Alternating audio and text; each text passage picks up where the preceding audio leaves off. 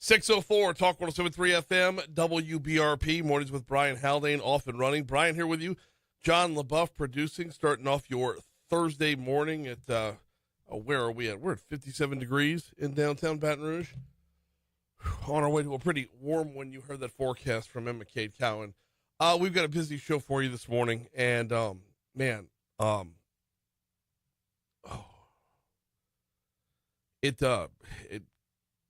you heard the news, or you've been hearing the news last night and this morning. Just unbelievably tragic scene in Washington, D.C., and it's a scene that's still unfolding in freezing temperature waters. We'll of course have ABC News at the top and bottom of the hour with the absolute latest on that horrific scene out of Reagan National. Let's start off the show, though, before we get to anything else. Top stories and trending.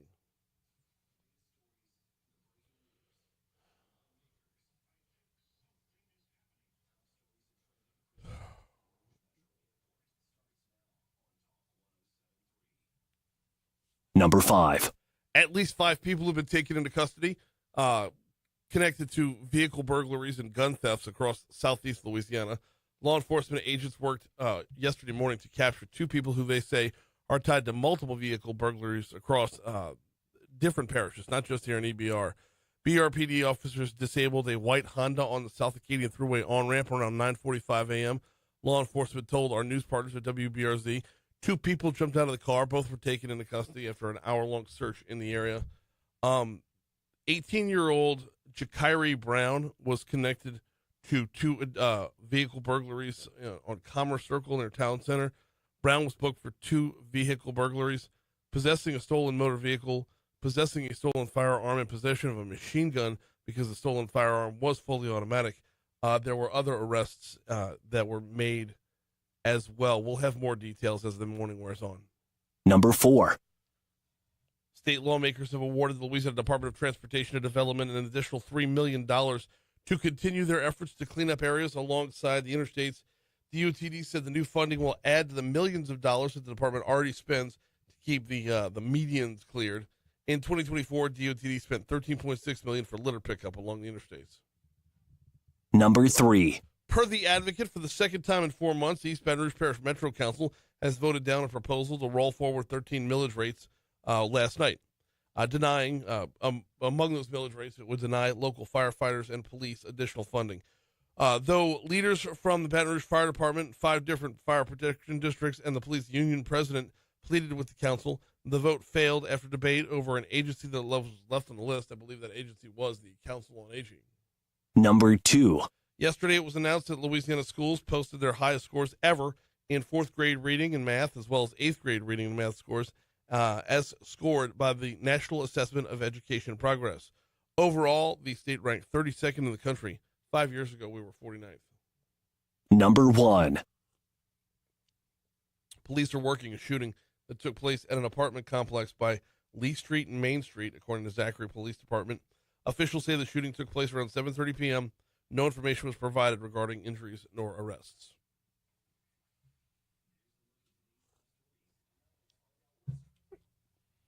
What's trending, John? Of course, as you mentioned before, an American Airlines regional jet carrying 64 passengers and crew and a military helicopter collided in midair near Reagan National Airport last night. There, but for the grace of God, goes so many of us in Louisiana. Yeah.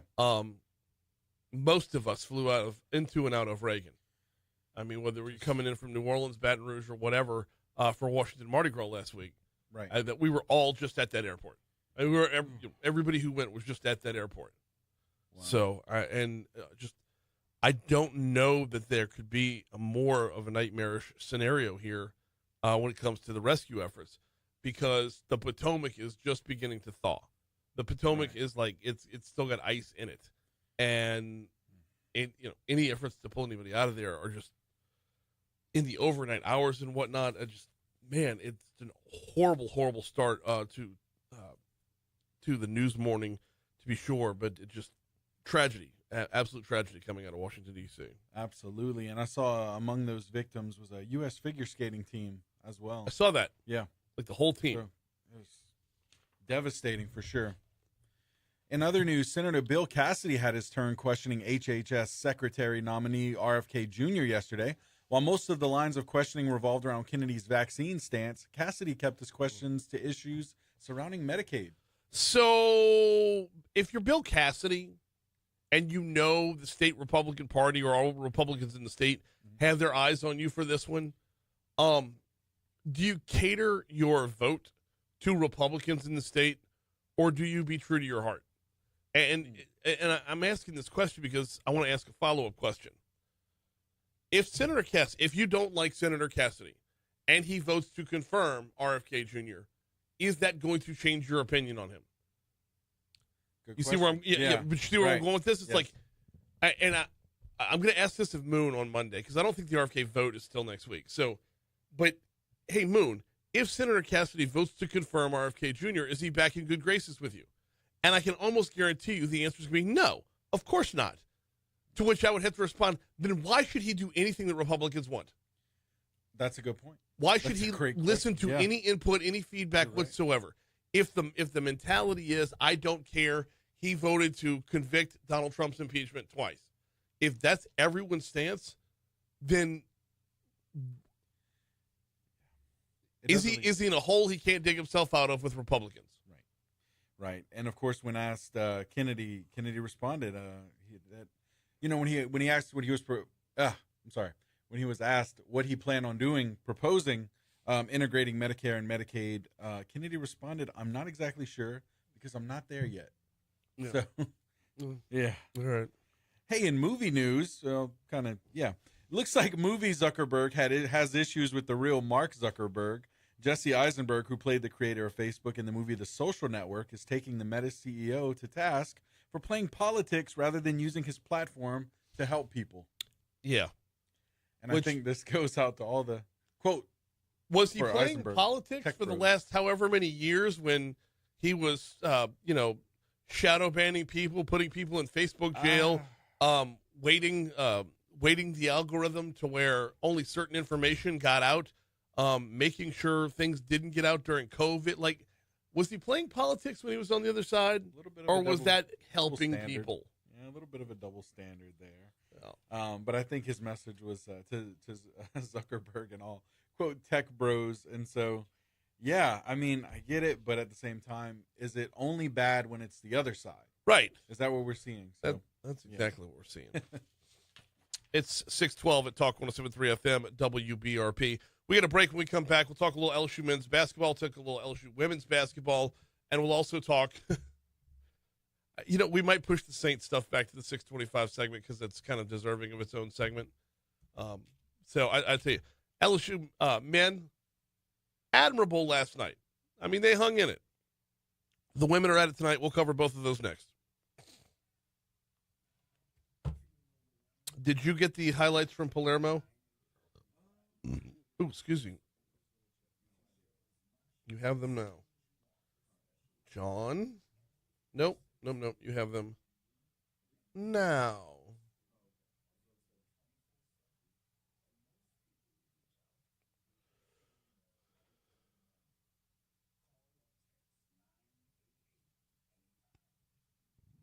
Dadgummit.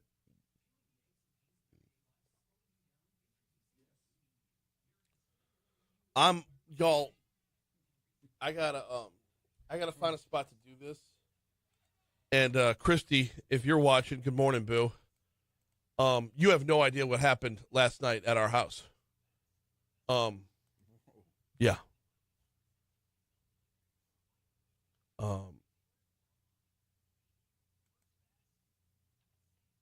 I'd call 911 last night. And I'm debating whether or not I want to talk about it on the air. wow. Yeah. Dang. So this is breaking news to your wife right now. Yeah. Wait, what? Oh, my goodness. There were gunshots in the neighborhood. And when I say in the neighborhood, I mean, like, I heard them from the office, like, not off in the distance behind Sonny's barbecue type of stuff. Like that group home across the street when they have shift change at 11 o'clock. I heard arguing and then two quick pops. mean, we're you know. Wow,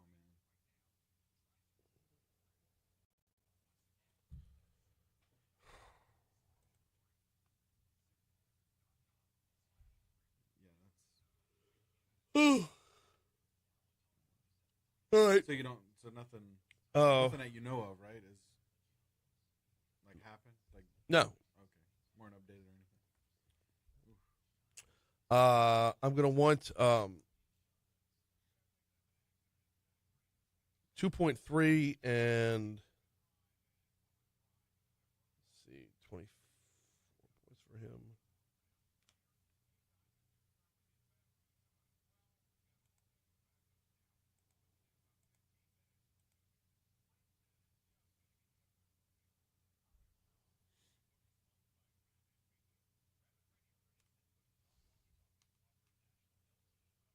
Let's go with 1.5 first. 1.5. Okay. 1.5. 2.3.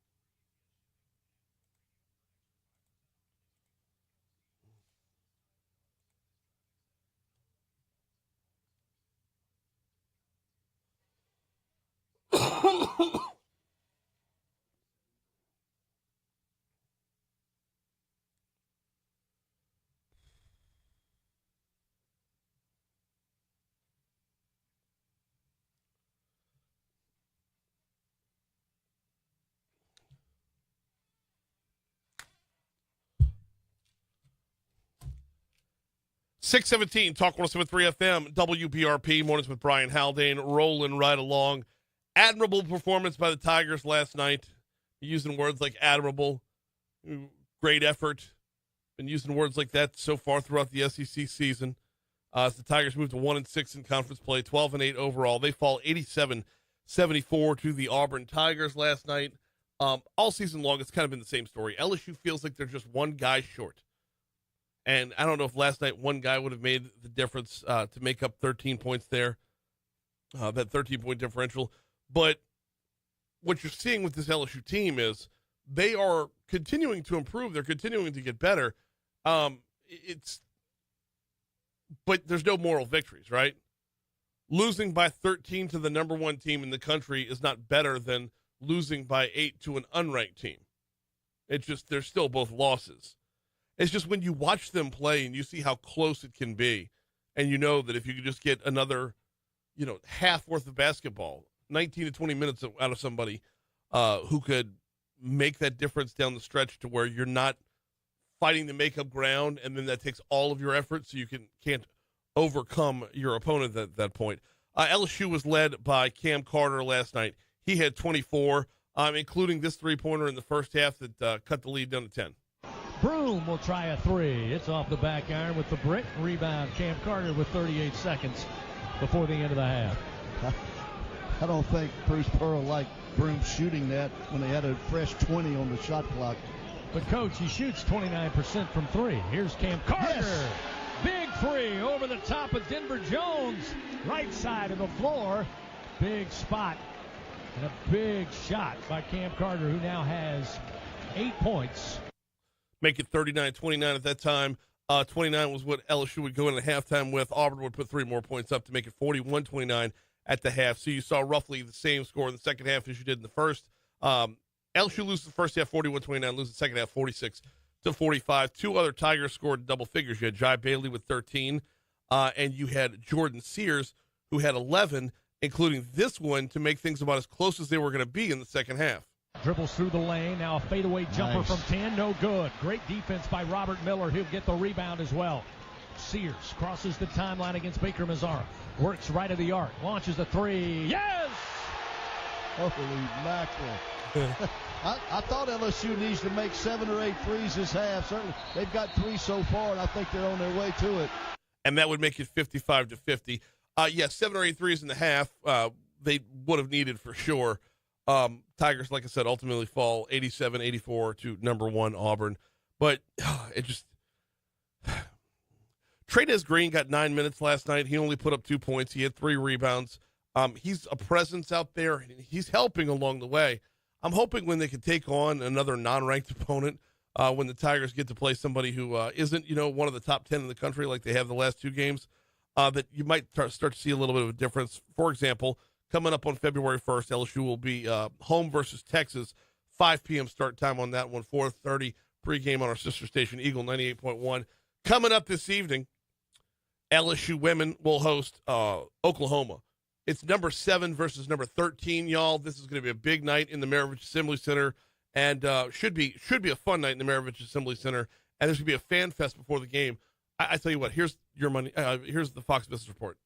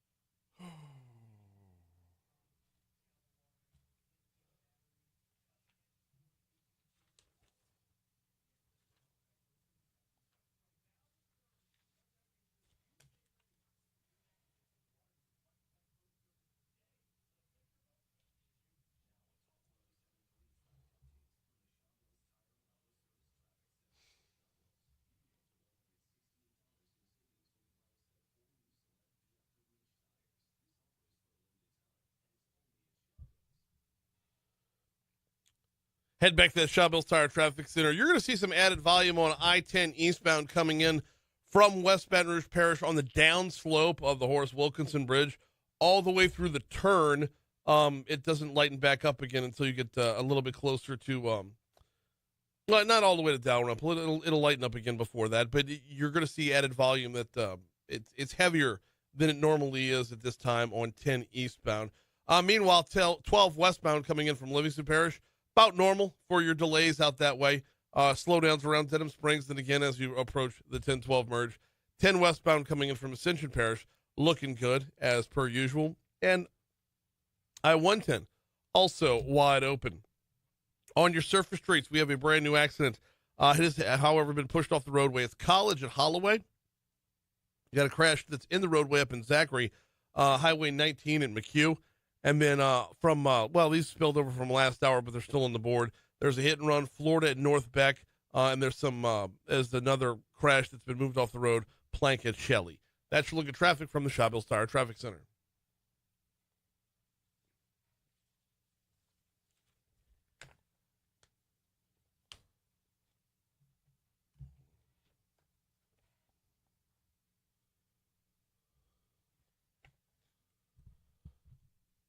.625, Talk 107.3 FM, WBRP. Mornings with Brian Haldane rolling right along. Tonight, in the Maravich Assembly Center, it'll be number 7 LSU versus number 13 Oklahoma. Oklahoma coming into this game 16-4 overall, 4-3 in conference play.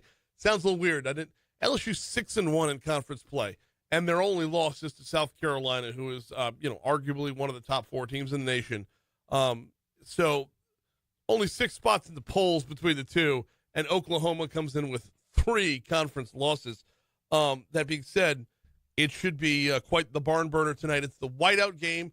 There should be white T-shirts on all the chairs in the Maravich Assembly Center. Sports Center's going to be there. Yeah. ESPN brought in a crew. They're going to do Sports Center like from 1 to 2 this afternoon from the Maravich Assembly Center. And then they're going to do Sports Center again tomorrow from the Assembly Center before the gymnastics meet. Now, after Sports Center from 1 to 2, there's going to be a party on the pad starting at 3:30. There will be vendors. There will be activities for fans to enjoy. As your home for LSU women's basketball, Talk 107.3, we will be out there. In fact, I'll be out there. Not sure if I've got any giveaways or swag or anything like that, but I know I will be there for sure. Looking to pack this thing. Looking to make sure it is the best environment that the Maravich Assembly Center can be. Before tonight's game or during tonight's game. Y'all get out there, get loud. This is Oklahoma, even though they do have the 3 conference losses, they are a top-notch program overall. And, it is a pivotal conference game. You don't want to drop to 2 conference losses, especially not one on your own floor. 627, Talk 107.3 FM, WBRP. Told you we were going to push the Saints back to this segment, and we are.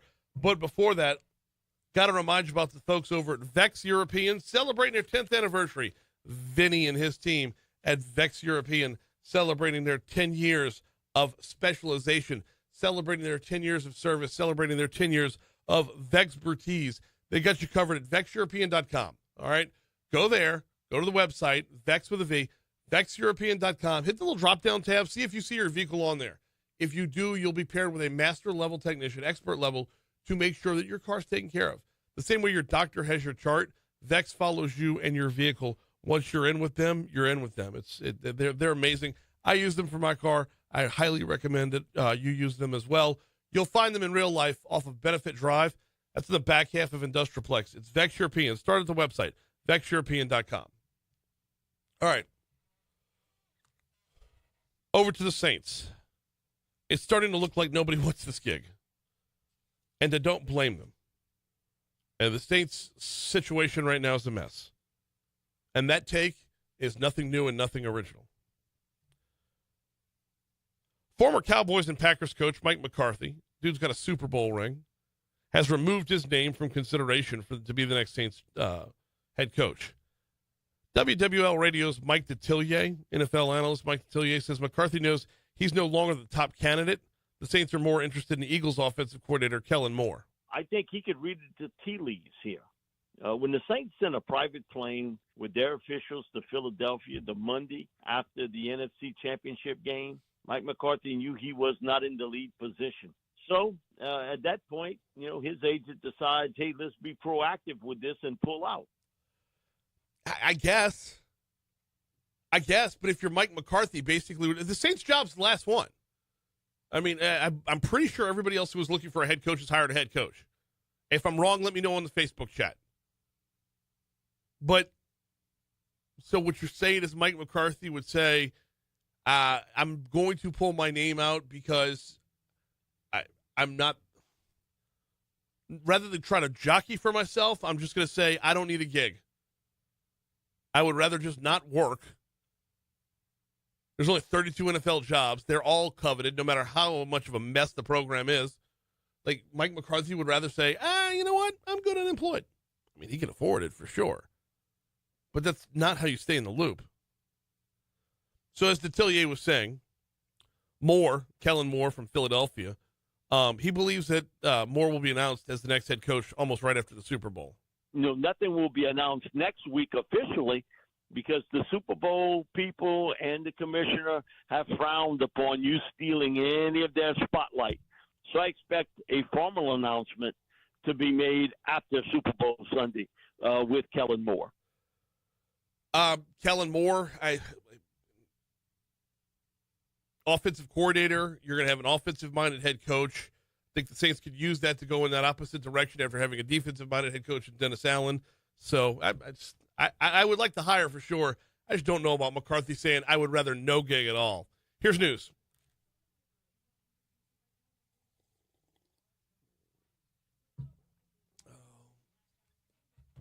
I didn't get into I have a whole take on this. If you're the Saints and you're like $1 billion over the salary cap, if you're the Saints and you're hamstrung by a quarterback who's not going to be your franchise quarterback, if you're the Saints and you've got all these things stacked up against you, why hire a real head coach at all? You know, you got all these guys in the media, you got all these guys in radio, all these guys on TV who know how to do it better.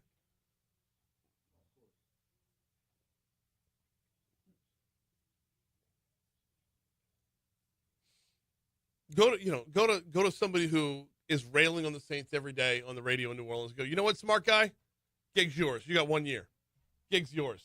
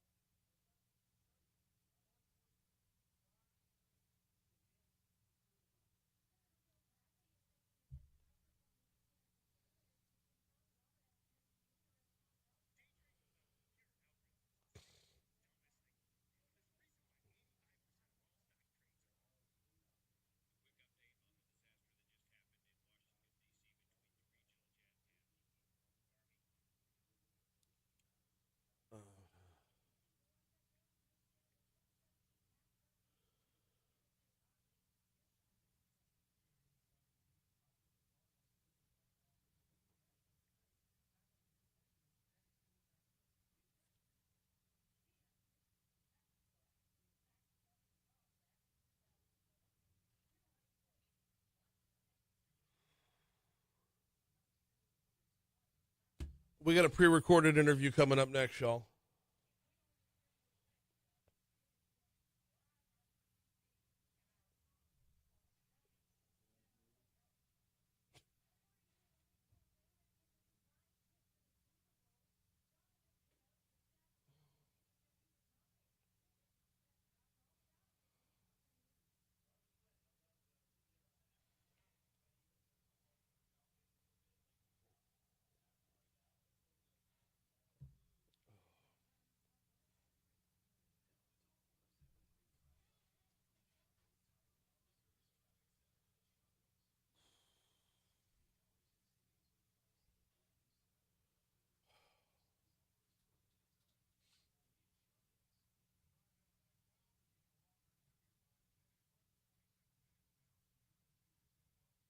Like, I hit the deck in my office.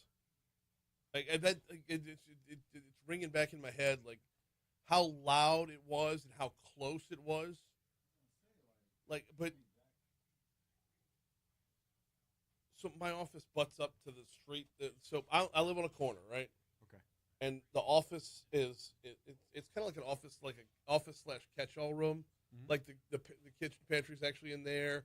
I store all my DJ equipment in there. We got all the cubbies and lockers for the kids and whatnot. Yeah, so it's like the mud room, but it's where my desk is, and I do my show prep every night. Yeah. if you watch the show prep video on Twitter where my little Teddy Roosevelt picture's at. So, yeah, I have a picture. Only I was on Twitter. Yeah, if I have a picture of Teddy Roosevelt in my house, so what of it? Want to fight? Fine. But I'm sitting there and I'm on the story about Bill Cassidy. Right. How I was coming up with the why should Bill Cassidy get in line if you're not gonna check off on him anyway. Yeah. And that's going to lead to another conversation as well. If I'm Cassidy, why would I not just say, you know what? The Democrats aren't going to have a viable candidate in this race. Mm-hmm. I would sell myself to them and say, you know what? Republicans aren't going to be on board with me. If y'all want to have a viable candidate, I'll flip parties. Yeah. Because Republican, no matter what I do, I'm going to constantly be playing catch up. It's a toxic relationship. If you were in a relationship where you're constantly going back to your wife going, are you happy now? Are you happy now? Are you happy now? That's a horrible relationship to be in, and he should get out of it. Yeah. Either forgive and forget or move the F on. Anyway, sorry.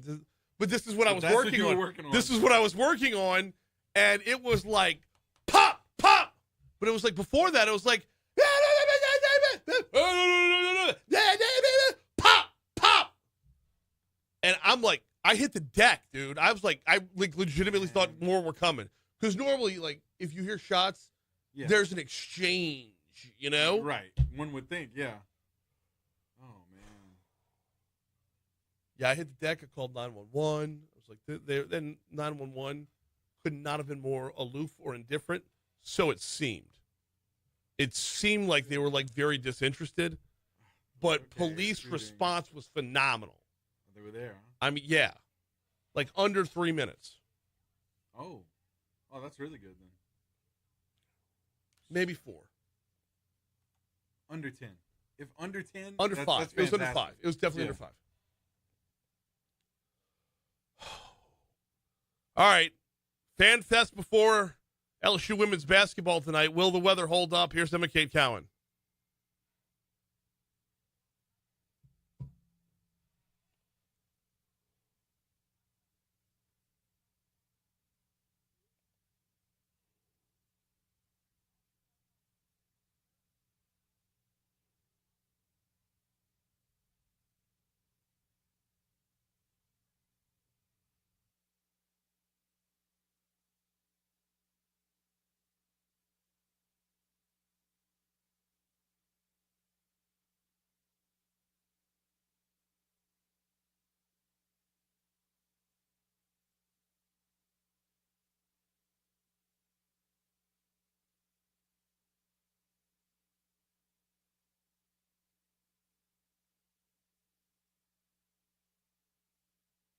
Every so often, we get to check in the true crime world, and that's exactly what we're doing right now.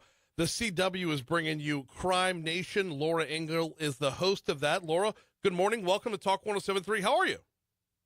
Good morning, Brian. Thank you so much for having me. My pleasure to have you on here. We can never seem to get enough of true crime. I don't know why, and I know the CW and Crime Nation does it very, very well. Second season is actually already out. Tell me all about it. Yeah, season 2 underway, and we're doing episode 2 this Thursday, where we're taking a deep dive into the Jennifer Dulos case. This is the story of a mother of 5 who simply vanished in May of 2019 in her affluent neighborhood after dropping off her kids at a private school. Coming back, we see surveillance footage of her car her SUV going up the drive in the cul-de-sac to her house, where she goes into the garage, and then nobody hears from her again. Calls are made, police are called, and then there's blood spatter found in the garage, but it's really, you have to kind of squint to see it because it was on a black car, but everything had been cleaned up. Where is she? What happened? We still to this day don't know. Her body has not been recovered, but her estranged husband, Fotis Dulos, was quickly eyed. And we learn how investigators were able to look at surveillance footage from a town way over from where this all happened that picked him up along the way, going to garbage can after garbage can after garbage can, throwing bags away that ended up having evidence in it. And right before Fotis Dulos took his life, He talked to me inside of his home, one-on-one, and you'll see it in this episode of Crime Nation. While he isn't able to answer a couple of my questions because of the gag order that was in place, watch for his body language as we're talking. Look at the way he's looking at me when I ask the questions, because it's a really interesting tell, as you will see on Crime Nation. But we're underway. We're in the second season. This team of producers and writers and storytellers and editors have really done an amazing job. I look forward to having you join us. We're talking with Laura Ingle, host of CW's true crime series, Crime Nation. Laura, I want to ask your perspective. I'm going to get a little inside baseball and talk broadcaster to broadcaster. What's it like going from being an anchor over on News Nation to having more of an ability to, rather than report the story, advance the story? You know, we try and do it all, right? We always try and do it all. So I'm a reporter in the field 3 days a week. I'm an anchor on the weekends. And then I have this great opportunity to do long-form storytelling with the CW and Crime Nation. And that is really a chance for us to use a different muscle, to flex a different muscle in our storytelling and talking with producers about the things that we have observed, the information that we have gathered. And it just gives you a longer stretch of road to get there, because so often we're doing it in these, 5-minute segments, 2-minute segments. But with Crime Nation, you've got a whole hour to lay out a case and to bring our viewers and our listeners along for the ride, and also to have them, you envision people being an armchair detective watching along the way to try to put the pieces together of the investigation. Is it something that you saw coming, or is it something that completely surprised you in terms of who the suspect was, where the evidence was going to be, and where it was going to lead? And I think that's what really makes this so compelling. We're talking with Laura Ingle from Crime Nation. The compellingness of it comes in a number of different forms. And, yeah, it's the real-time nature of it is that, but the emotion of the story as well. How difficult is it walking through that when you're talking about a mother of 5? Yeah, I mean, this is a really, really heartbreaking case, and many of these stories are. I mean, in the case, too, of the Kansas moms, you might remember that story where there were 2 mothers that were driving to do a child custodial pickup, and they just didn't make it there, and their car was found abandoned on the side of a dirt road where there are no cameras, where there was no surveillance, and there was also signs of a very violent physical assault in their car, but they were nowhere to be found. And we know that there are now many children who are left without their mothers, for what? And it is very difficult to imagine these little kids that are expecting to see their parents, and then they don't ever get to see them again. There's no goodbye. There's no chance to rewind the tape, to take it all back. And it is really hard. It's hard. It's heartbreaking. We want to make sure it doesn't happen again. We want to make sure that viewers can connect to these stories where we all learn something, where we all, take it into a place where we can learn and learn how the investigation works, what methods are being used to solve these crimes, because at the end of the day, we want to help bring answers to these families. We want to show that justice can be served and will be served. How do you define that goal? Because obviously, when you can advance the story, when you can reveal more evidence, that's a win. But, I mean, to fully bring something full circle would have to lead to arrests, wouldn't it? Well, yes, it would. And it also has to lead to information that can lead to an arrest. And you probably hear that a lot on the news, right? When you're watching a story and they say that there's a reward being offered for information leading to the arrest of, fill in the blank. And so that is a critical part of this, where people really need to realize that you may have seen something, heard something, spotted something that could be just the tip. It could be really small. It could be something that's insignificant. And we hear that from law enforcement over and over and over again. Whatever it is, somebody else probably called that in. Somebody else probably said something. No, people stay quiet all the time. And that's, in many cases, how cases don't go solved for so long.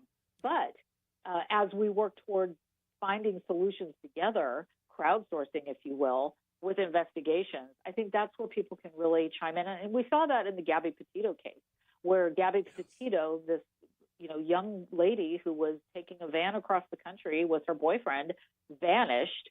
The van went back to Florida without her, and people were looking everywhere for Gabby Petito, and it was through a YouTuber who had a dash cam on her dash, and she went back and she looked at something. She goes, wait a minute, that was the van that everybody was looking for.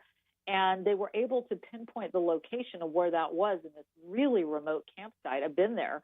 You wouldn't even know to look there. But this YouTuber was able to point investigators in the direction of where she had been, and it did lead to a conclusion. So those are the types of things that we all need to kind of take into consideration as we're watching these stories, maybe taking part in these stories, and coming together to watch the end result.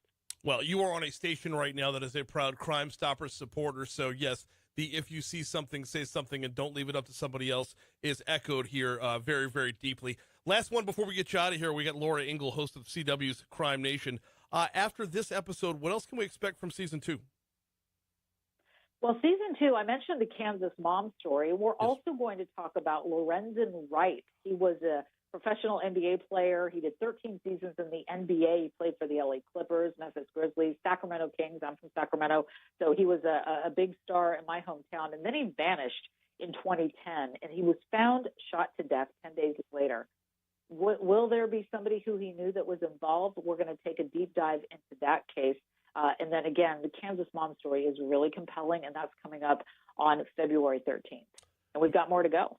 Meanwhile, Our Mom is Missing is going to be coming on tonight on the CW. Laura Ingle, thank you so much for a couple minutes. All right. Thanks for having me. Appreciate it. We'll see you on TV. Talk 107.3 and Citizens Bank and Trust want to help cover your car payments. It's a $5,000 grand prize with a bonus chance to win free car washes from Benny's Car Wash for 6 months. We're also letting you earn extra entries by subscribing to our Talk 107.3 Baton Rouge YouTube channel. To sign up, visit talk1073.com. If you missed the Crime Nation show, it actually premiered last week on the CW. Season 2 premiered last week on the CW. This is episode 2 that's coming up tonight. Thanks again to Laura Ingle. Quick break. Coming back next.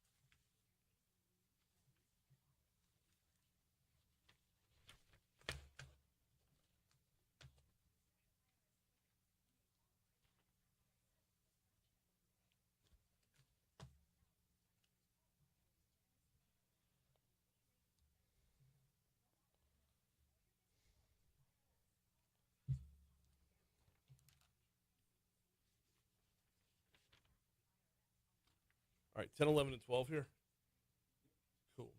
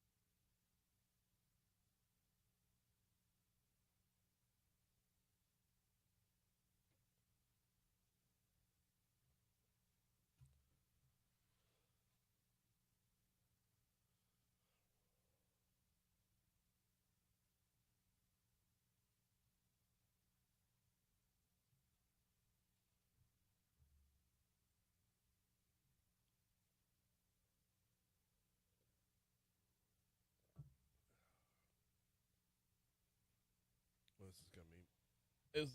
This might be just a complete disaster take. I don't know.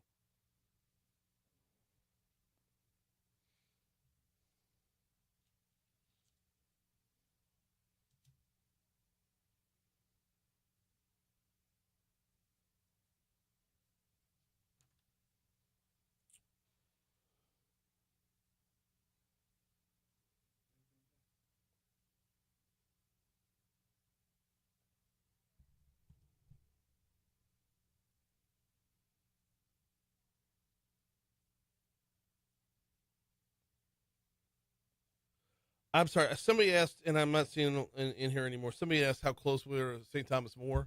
Less than half a mile.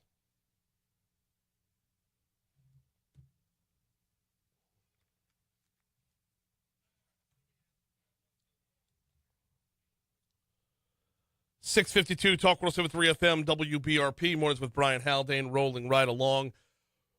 We're going to have ABC News coming your way less than 8 minutes from right now with the latest on the just absolutely tragic and horrific crash at Reagan National Airport, which really does hit home this morning as there but for the grace of God go so many of us today. Flights out of BTR either postponed or straight up canceled. Flights that are going to Reagan National, I should say. For example, we have that direct flight to D.C. every day. That one flies into Reagan National. I'll have more on that in Top Stories and Trending in just a little bit. And ABC will have everything on the crash as well. Can we talk about toxic relationships for just a minute? It's going to sound completely off topic because it's going to sound completely random, but walk a path with me, please. I had a friend of mine, obviously will remain nameless. He cheated on his wife and was instantly remorseful and apologized thoroughly. And his wife said she forgave him. But over the course of the next, call it 2 years, it was a little bit less than that. But over the course of the next 2 years, she never missed an opportunity to remind him that he had cheated. He spent the next just shy of 2 years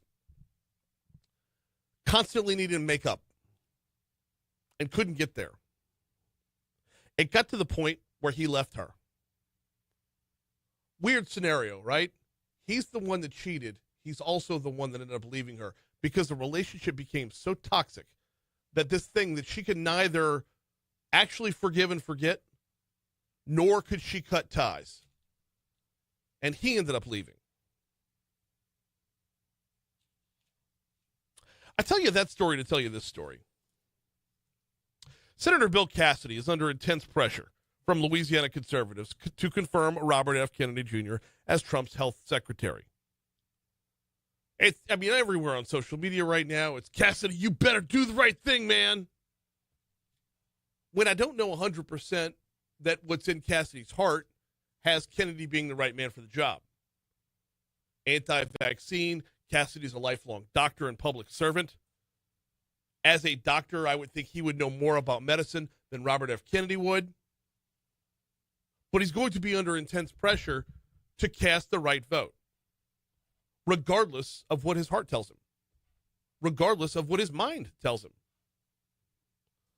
Political analyst Robert Hogan, and you heard a little bit of this in news at the bottom of the hour, says Cassidy, a doctor and chair of the Senate Health Committee, is at an impasse when it comes to how he's going to vote on this one. Cut 10.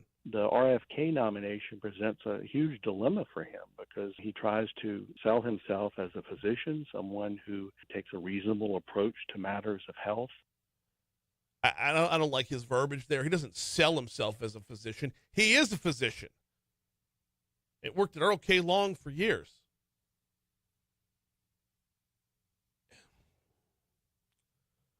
But if he's at an impasse over this vote, a lot of the political pressure is going to probably play an influence on where he votes. Governor Landry, the Louisiana Freedom Caucus, other Republican figures have urged Cassidy to support Kennedy despite concerns over Kennedy's abortion rights stance and his Democratic background as well. Hogan says with Kennedy's confirmation, Cassidy's political career is on the line. Cassidy has his career on the line in many ways. He's up for election next year. He has to run in a closed primary election if he's going to win. And when it comes to that closed primary election, there needs to be a very healthy debate on the Republican side. Absolutely, and there will be. I mean, we saw so many stories about State Senator Blake Miguez going to throw his hat in the ring, and let the two duke it out, let them battle. Yeah, John Fleming's in there as well, but if we're really being honest about this, on the right, it's going to be Cassidy and Miguez, and we'll see what else plays out from there. Cassidy's been fundraising aggressively. He's got a lot of financial backing. It's over $6.5 million, I believe, in the bank. He's continuing his outreach efforts, but he has yet to, and the word that I've been using, and the word you heard in news, he's yet to reconcile with Donald Trump, and therefore reconcile with the MAGA extension of the party, which essentially is the party right now. So this vote could be very pivotal for his entire political future. Political analyst Robert Hogan says a no vote would basically nix his reelection chances. A lot of Republicans have doubts about him and whether or not he is sufficiently loyal to Trump. And they're using this really as a test of whether or not he's sufficiently loyal to the Republican Party. Loyal and lockstep are two different things, though, aren't they? Can you be loyal to someone and disagree with them once in a while? In fact, isn't it fair to say that if you are truly loyal to someone, you should be able to share a disagreement with them in order to help correct course if you feel that something is a mistake? But this right now is about something so much bigger than one vote. This is about a potentially toxic relationship. I'm a Republican. Got a lot of Republicans in this audience. Ask yourself if you're a Republican. If Senator Cassidy votes yes for RFK Jr., you cool with him now? If you've had a problem with Bill Cassidy because he voted not once but twice to convict Donald Trump after his impeachment, would this wipe the slate clean? Would this yes vote be the reconciliation that's needed to put him on even footing heading into that closed primary next year? Because if not, if I'm Senator Cassidy, I have to really start questioning whether or not I want to stay in this relationship. I have to look at myself and say, yeah, I'm the one that cheated, but I also cannot take on this burden every single time. I can't carry this with me every time. I can't wake up every morning on eggshells saying, are you happy with me yet? Are we cool yet? As Republicans, is there a possibility to forgive and forget here, go into 2026 with this Senate race, closed primary, and actually do battle on an even playing field, let the chips fall where they may? Or is this a constant punching himself out of digging himself out of the hole that he dug? And admittedly, he dug it. Because there's another scenario here where you look at the other side. If Cassidy were to flip, there's no viable opponent over there. ABC News coming your way.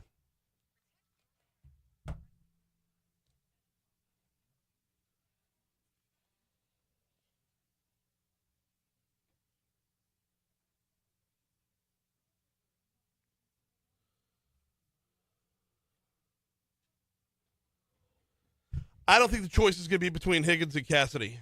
I really don't. Patrick says, ask Garrett Graves about crossing GOP and Trump. He learned the hard way. Graves never crossed Trump, by the way. Let's be very clear about that one. And that whole scenario,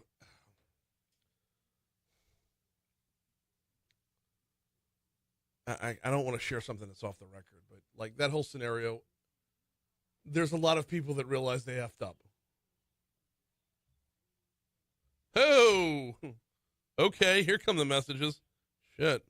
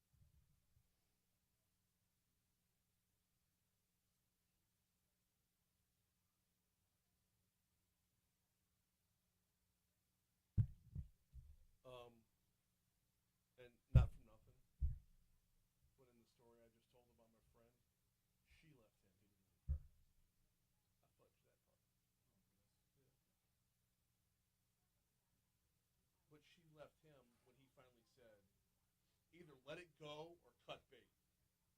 I'm done. Either let it go or cut bait. And she said, we're cutting bait.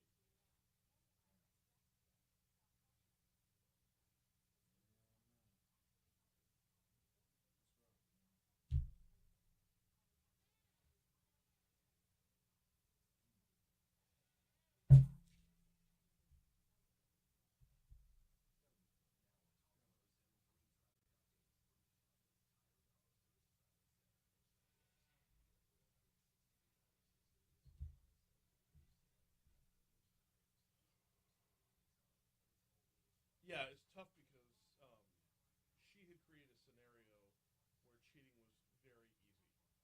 Now, a cheater cheats. I have no, like, there is no excuse making here, right? But when you treat your husband like shit and you constantly make him feel like less of a man, and someone else comes along and makes him feel like a man, it's still not excusable, but you have that inkling of, yeah, I get it. You got no love now. You probably should have ended your relationship beforehand. Should have. But when you've got kids, things get messy. Yeah,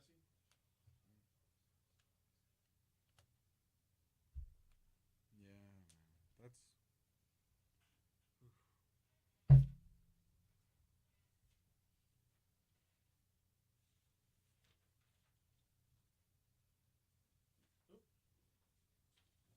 Yeah, like you said, no real excuse, but you can see, like,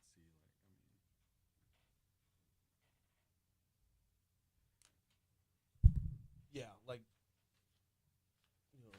she got a night out with the girls. She's going out, but when they plan a date night, she's like, "I'm not. We can't really go out. I'm just tired."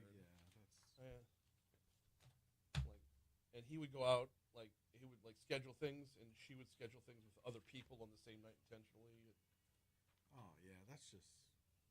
that's messy. And eventually, something had come up where he had bought tickets to an event, like a pretty big event, like a concert or something. I don't remember what it was.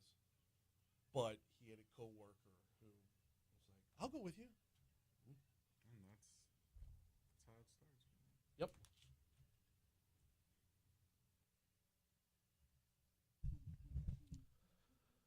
.705 Talk 107.3 FM WBRP mornings with Brian Haldane rolling right along. Hour 2 coming your way right now. Brian here with you. John LaBeouf producing. We are are we up to 68 already in downtown Baton Rouge? Yes, we are. We've got a busy second hour lined up for you. Donnie Miller is the new head of things over at the Ascension Parish Chamber of Commerce. He's going to join us at 7:15. Lieutenant Don Capola. We got a pair of Dons this hour. Don Capola in for Crimestoppers. And I might have a personal story to tell during that segment. If you're watching us on Facebook Live, you've already heard it. That's coming up later on this hour. Looking forward to next hour as well. LED Secretary Susan Bourgeois going to join us at 8:15 down in New Orleans, where the Blues were born. Their LED is doing their level best to make sure while all these people are in for the Super Bowl, while all eyes of the world are on New Orleans, they're selling the state. They're selling Louisiana to any prospective buyers, any businesses that want to buy in. There's going to be the Louisiana Now Pavilion. We'll get the inside scoop on all that from Susan Bourgeois at 8:15. And then 8:35, State Senator Beth Mizell was up at Washington Mardi Gras last week. Let's hear what she had to work on, what her takeaways were. I like doing the post-mortem on Washington Mardi Gras because you're going to note as you hear different conversations, you're going to note the similarities. And from those similarities comes your legislative agenda in just a couple months. Right now, though, top stories and trending. Let's go.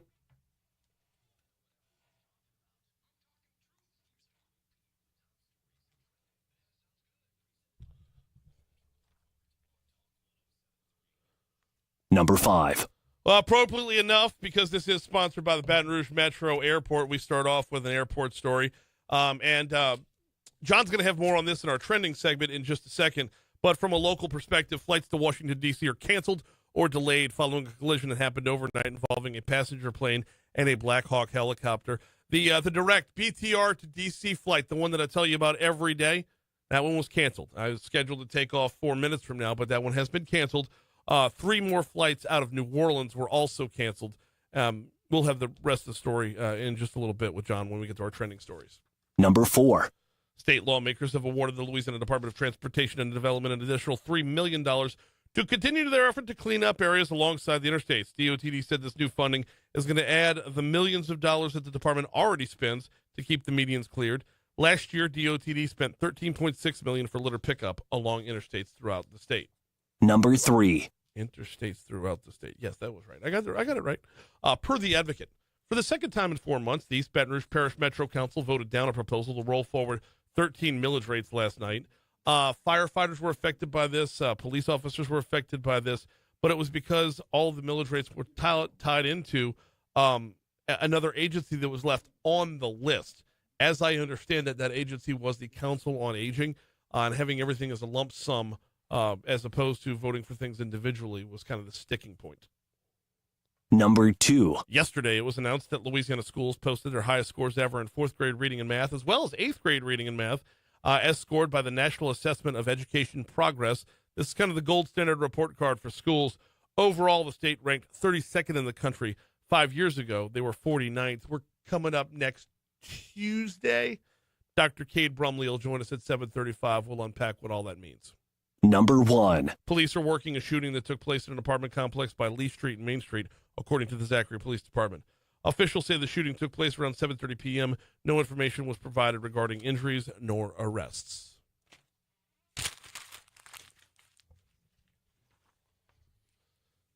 All right, John, what you got? Well, as mentioned in top stories here, an American Airlines regional jet carrying 64 passengers and crew and a military helicopter collided in midair near the Reagan National Airport last night. There's still going to be a lot to learn about this as time wears on. I know it happened. The story that I had said overnight hours, but I mean, it was a little bit earlier in the night. It wasn't overnight hours.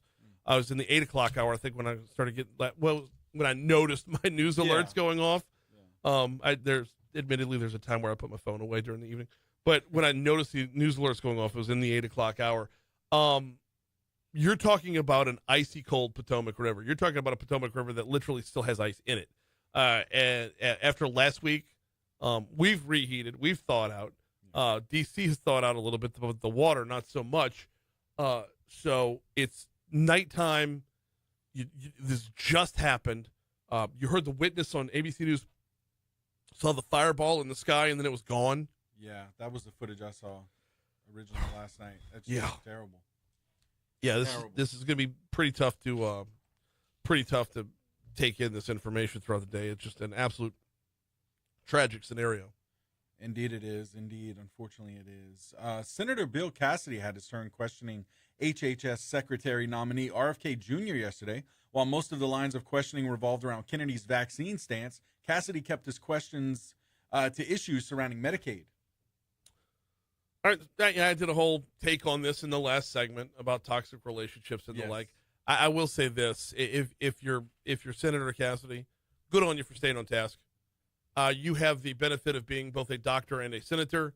I want to hear what questions you have. I want to hear what concerns you when it comes to the HHS secretary, because you know the field. You didn't forget all your doctoring once you got to Washington. No. Hey, in other news, it looks like movie Zuckerberg has issues with the real Mark Zuckerberg.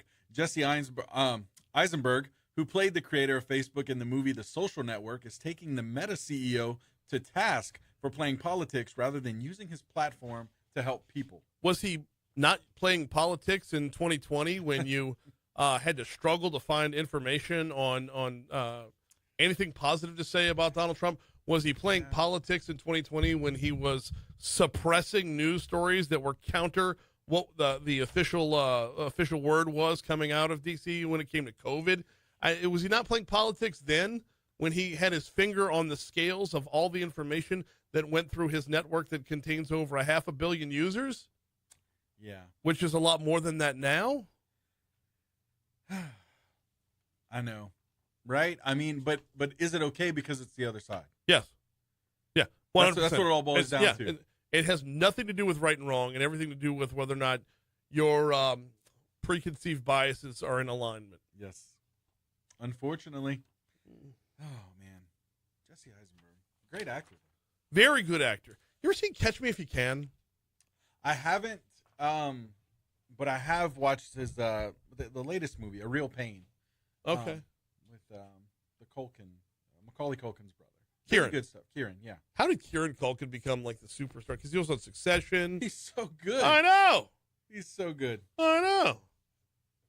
Yeah, Jesse Eisenberg. I'm like, I don't watch nearly as many movies as I used to, but Social Network was amazing. It was. And then he popped up on a bit part on Modern Family. Christy and I are watching. Yeah, Christy and I are watching Modern Family. Somewhere around like late season 4, early season 5. He plays a neighbor who's totally green and like shames other people for not being green enough. Wait, so he's playing himself. Oh, yeah, that's not acting. That's just Jesse Eisenberg as himself in the credits. Pretty much. 713 Talk 107.3 FM WBRP. Quick break. Let's head out to Ascension Parish. Check in with Donnie Miller next. Was that him that called in earlier?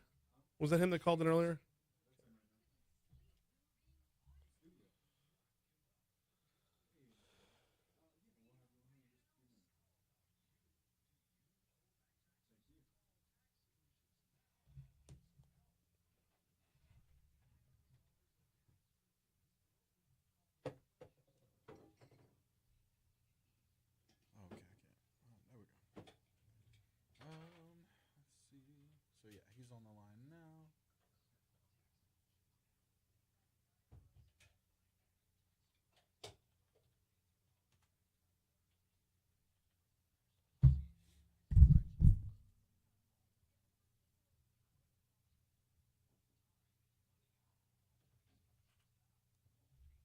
Right, Patrick. And I mentioned that last hour.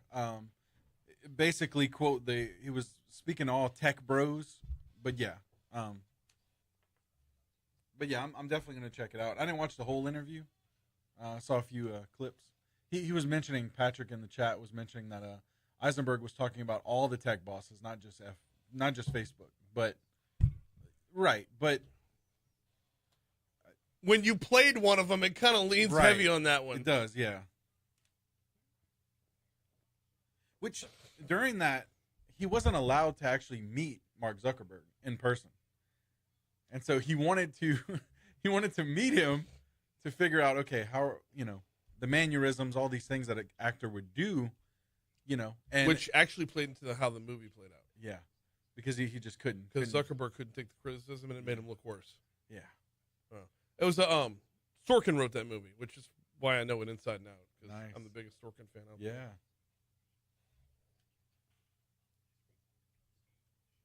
Who directed that? Was it David Fincher? David Fincher, I think, directed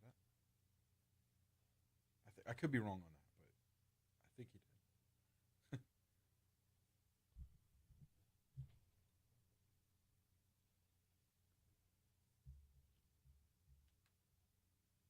did. Throwback, Mm-hmm. It's good. Classic. 715 Talk 107.3 FM WBRP. Don't forget, Coach Kim Mulkey and the LSU Tigers host Oklahoma this evening, 6 p.m. Then on Sunday, 1 p.m., they're hosting Mississippi State. Sports Center is going to be out there at the Maravich Assembly Center this afternoon and tomorrow afternoon before LSU women's basketball and LSU gymnastics. We got the Fan Fest going on before tip-off tonight. It will be whiteout night at the Maravich Assembly Center. And if you're not out there for it, you can catch all the action of the game right here on Talk 107.3 FM. All right, right now we head out to Ascension Parish. It was recently announced that the Ascension Chamber has a new top dog. That would be Donnie Miller, who's on with us now. Donnie, good morning. Welcome to Talk 107.3. How are you, man? Hey, Brian. Good to be with you this morning. Thanks for having me on. No, of course. Glad to have you on. Glad to check in and see what's going on out in Ascension Parish. Actually, let's start with that, an overall view here. Before we get to you and taking over the gig, the role of the Ascension Parish Chamber of Commerce is a little bit different than like having one city's role. You got a bigger grasp and different priorities. What's the role of the Ascension Chamber?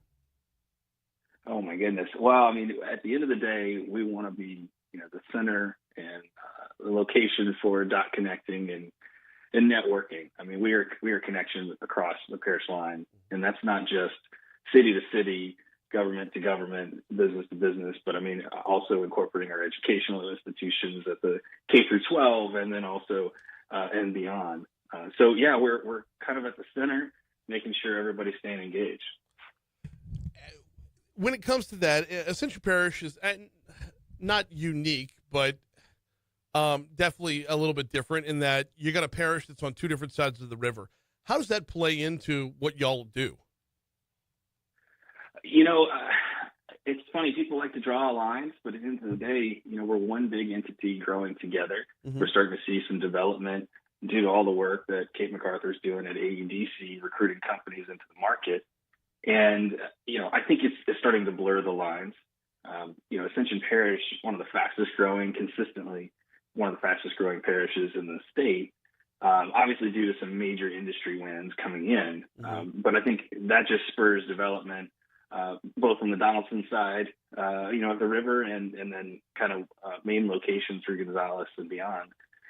So really, I don't want to come in thinking that there's two sides of the river. I really want to come in thinking it's one big effort, because the companies that are coming in are going to spur development for neighborhoods and then the ripple effect, as you know, for future job creation. 100%. We got Donnie Miller on with us. He's heading up the Ascension Parish Chamber. All right. The gig is fresh for you here. Let's talk a little bit about, for those who don't know you yet, give us your background and why you wanted this particular job. Well, this is the job to have, right? They've gone through some changes over the years. We've had some extremely talented people stepping in between Robert Burgess, who's, been a CEO of, half the organizations in Baton Rouge, and David Alexander, who was the superintendent of schools for Ascension Parish, which, as we know, has created legacy wealth in the sense of education and growth. I mean, I'm standing on the shoulders of people that have done some important things. Mm-hmm. And then my work in the past, having worked for the Baton Rouge Area Chamber, recruiting businesses, and then with the Baton Rouge Alliance for Students on the education front, I feel like this is the language that I speak, and it's the language I want to speak for a long time. So hopefully we can continue to grow in Ascension Parish and really continue to grow the org. We're a elite staff of 4 with some priorities to grow and, expand within our own organization. But this is week 3. So, and I joke it's week 2 because we had, the snowpocalypse last week. So, so far we've accomplished quite a bit in a couple of weeks, and there's a lot on the horizon. Like what? Give us some examples of what Ascension Parish is going after right now. Yeah, well, I mean, look, we had our first luncheon in January. It was held at the new PACE Center, which is a beautiful facility, the Price of Law PACE Center in Gonzales. And it was the state of the parish. So we had Parish President Clint Quitmon come on and talk about all the things that he's focused on, which are things that we will jump in the mix. But I mean, specifically, the millions that have been awarded in grants, his focus on drainage and recreation and transportation, those are all things that we will be a part of and at the table trying to help in any way we can. It was one of our largest events to date. And I say that because I feel like there's some momentum within the chamber and small business and big business coming together. I mean, for example, Ochsner Health coming in and sponsoring the event, I feel like one of the larger healthcare players. But then we had 1- and 2-person shops filling up the room, making sure that they were in the mix and able to have some conversations. From what I've seen so far, Brian, the Ascension Chamber, the membership is more active than any of the other memberships I've seen so far. People are really passionate about showing up and getting involved. But so to your question again of what's on the horizon, yeah. The short term for us, we are moving into a new office. And so as small of an opportunity that is, it's a large one for us because we've been in the same location for, I'll say 100 years. That's not quite that long. But we're moving from Highway 30 into the old T. Joe Gonzales Museum, which was, where Gonzales was founded and the original mayor. So that's taken quite a bit of time in the past couple of weeks. Mm-hmm. But we've had so many partnerships, with the sheriff's office and Rev and, local businesses coming together to make sure that move is seamless so we can be up and running. Ascension Parish provides a lot of, it's kind of a two-sided coin, Donnie, in that you have so many different things that make the parish as a whole attractive, but it also makes it so diverse that you have a lot of different things you've got to cater to. For example, you got Prairieville that, butts up against EBR, kind of a bedroom community, a suburb of EBR. Gonzales is its own entity. You've got, the plants up and down the river, and then Donaldsonville on the other side, which is its own entity as well. You cover a lot of ground. How is that playing in your gig to make sure you're utilizing it all as something to offer rather than look at all these siloed different pieces of the parish? I think it's the benefit of coming, from the Baton Rouge Area Chamber, a 9-parish stretch and reach that organization had, and realizing that although folks tend to be, siloed and understand that their territory comes first, when communities come together, I think we're going to be stronger. And I feel like that sounds obvious, but I don't know if that message has been hammered home. And so for me, I've been out the door on the road, meeting with as many elected officials, companies, organizations, nonprofits, and really trying to understand what their needs are in the near term and the long term, and then how we can jump in. But you're right. I mean, it's multiple cities with multiple agendas, and a lot of them with new administration and new council, new school board members.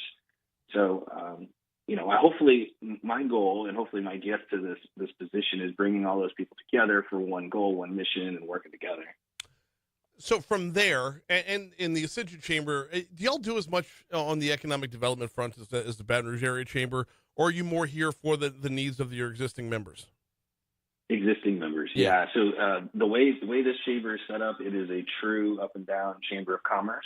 Mm-hmm. And then Kate MacArthur with the Ascension Economic Development, AEDC, focuses on the recruitment and the expansion and retention aspect. So we will work together, but I will stay in my lane because for when it comes to economic development, it's such a unique system and the set of mechanics. There's confidentiality, and I'm catering to quite a few members that ultimately would love to visit with those new companies coming into the market. We want to make sure that they have that opportunity once they land here. Yes. So we will stay close in that sense, but no, they're two separate organizations. But it kind of makes your job reactive rather than proactive, though. I mean, you're here to adapt to the needs of that who has been recruited.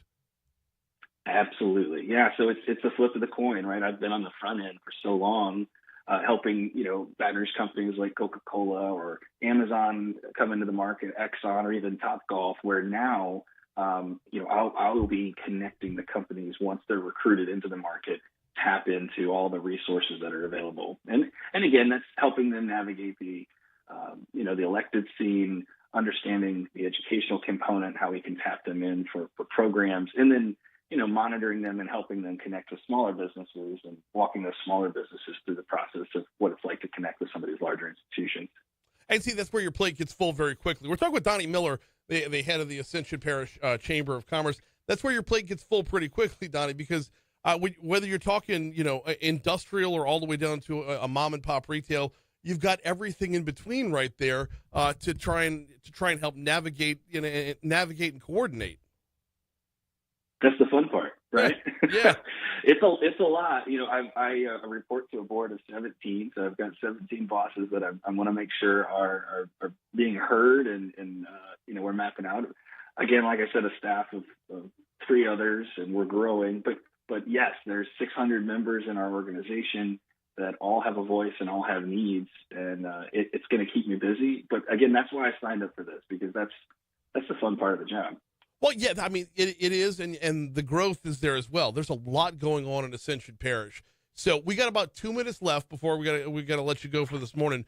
2 minutes left in this segment. But within those 2 minutes, what can we expect out in Ascension? What's on the horizon?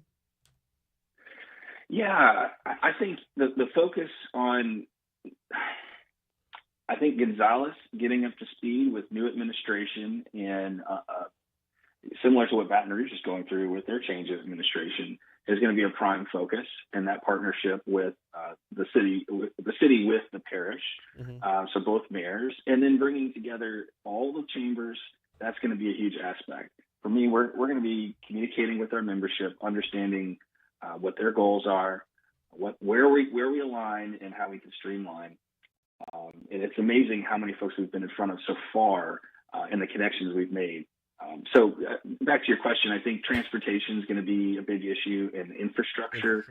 There's been a large focus on a Highway 30 coalition and what that looks for growth to set us up for the next, energy and large plant facility to be able to come into the market. So as long as we're prepped for that, that's going to be a huge effort.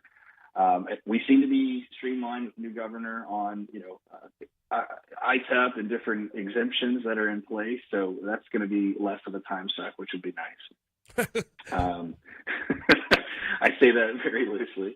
But no, I think it's really making sure that we tighten up the partnerships. Again, we've gone through a lot of transition over the years, 4 to 5 CEOs over the past 5 years, and really we're gonna put a pin in that and focus on growth and versus change. He is Donnie Miller, heading up the Ascension Parish Chamber of Commerce. Yeah, we're looking for more growth, man. And you mentioned Highway 30. I was hoping you would get to that because I have a feeling that throughout this year, that's going to be a headline that keeps recurring. It is. So we're resurfacing that. Again, the parish president, Clint's been very focused on that, and we've got a conversation coming up to see what the direction is going to be. But it has to happen, right? Yes. But it's such a large corridor, so we need to make sure that we're doing it properly. And we're coming together collectively to talk through the dollars and working with the state and the Fed to make sure we're in line, which, again, I think they have been for the past few years. Mm-hmm. So let me not say that we've lost traction, but we just want to double down on it. It's important to the community. It's important to the parish, and it's something we need to put some time into. Oh, no, 100%. The only downside there is how it gets tied into a new bridge. The Highway 30, that's important with or without a new bridge. That's important to the growth that y'all have already shown out there and the connectivity that's already needed. He is Donnie Miller, heads up the Ascension Parish Chamber of Commerce. Appreciate a couple minutes this morning.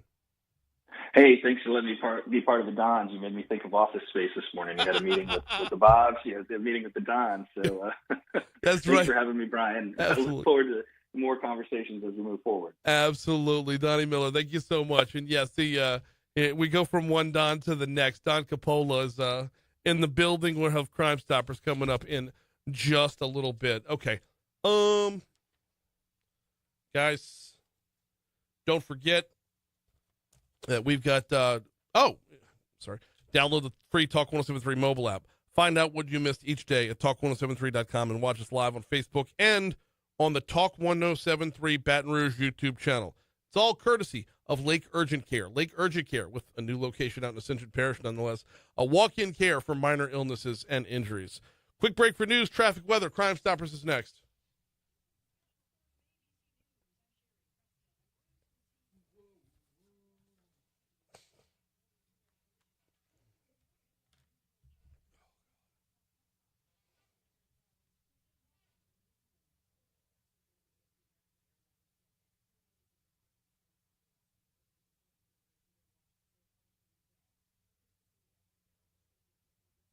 There he is. Good morning. Do you time it to where I'm already in a segment when you get here so that you can give me shit about not getting out of my chair? Is that how you?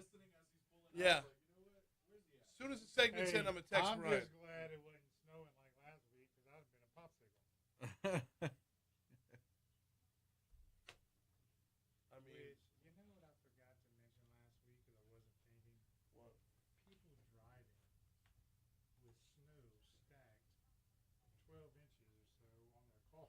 Yeah, like they. For it to fly off and obscure the vision.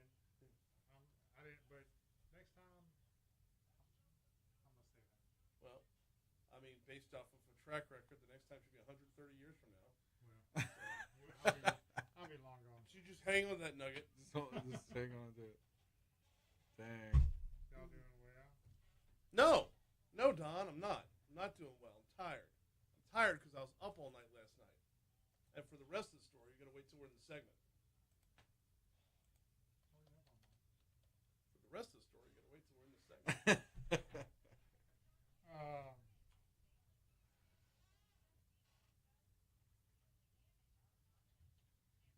But I don't know.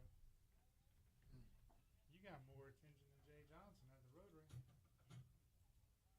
You were there? No, I wouldn't. they showed was Brian. I was on TV? Yeah, you're behind the podium. Were you behind the podium? For 2 minutes out of the entire hour and 15. There you go. Nice. What were you watching? Like, you were watching the live stream of the whole thing? No, the news. It was on the news? When was this? Yesterday, last night. Really? 6 o'clock news. WAFB? Really? All right. I'm obviously not making this up. Well, it's You true. were I mean, there. You know where he was. You're behind the you- podium. You're saying where he was. It's kind of like, here's Brian. Oh, by the way, Jay Johnson's here. Hey, Coach. And we'll bring it back to Brian.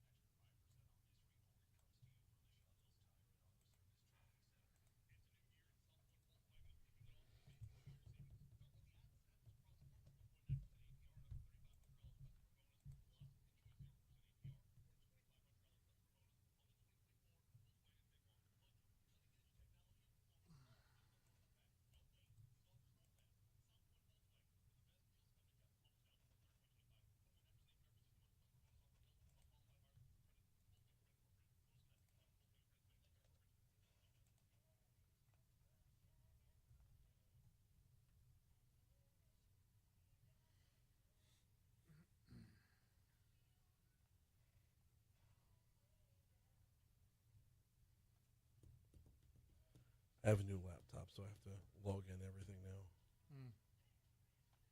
How is it? It's great. It doesn't die within one show. Oh, nice. It can nice. actually be unplugged. You don't have to keep it till plugged in. Yeah, I mean, what good's a laptop that has to stay plugged in, you know? Yeah. It's basically a PC at that point.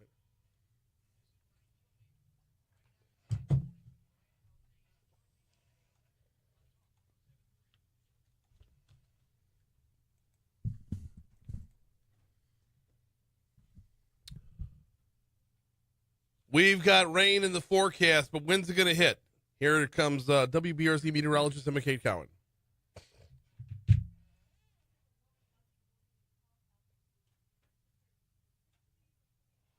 Oh.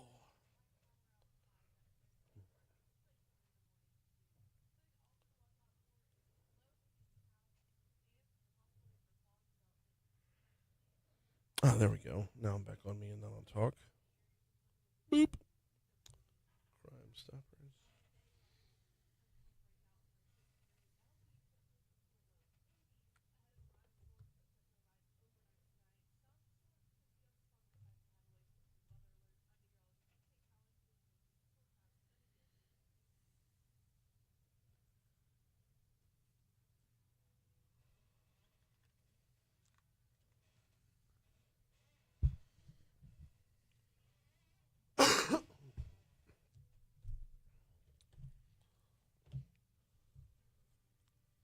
.737 Talk 107.3 FM WBRP. Mornings with Brian Haldane rolling right along 68 degrees in downtown Baton Rouge, getting you to Crimestoppers in exactly 60 seconds. Got to remind you about the folks over at Parish Construction and Roofing. ParishBuilt.com is the website. ParishBuilt.com. Do business with someone you know with Parish Construction and Roofing. You are listening right now to an unbelievably happy customer. A remarkably happy customer. No buyer's remorse on this end. I did business with someone I know. I called Parish Construction and Roofing at 364-1007. Wait, that's not entirely true. It's the right phone number. But I hopped on ParishBuilt.com, filled out the little form. That's how I got in touch originally. Filled out the little form on the website. They got in touch with me all through the process. My hand was held from start to finish, whether you're talking about the adjustment process, all through installation, through final payment, the works. Parrish, as the commercial said, has you covered. And when you do business with someone you know, you're doing business with someone who will call you back. When you're doing business with someone who will take your call. Zach was my guy. Linda in the front office. Working with them was unbelievably easy. I highly recommend. If you need a new roof, contact Parrish Construction and Roofing. If you don't know if you need a new roof, fill out the little form on the website. Get them up there. They'll take some high-def pics and show you what damage you may or may not have at parrishbuilt.com. All right, time for Crime Stoppers. Let's go.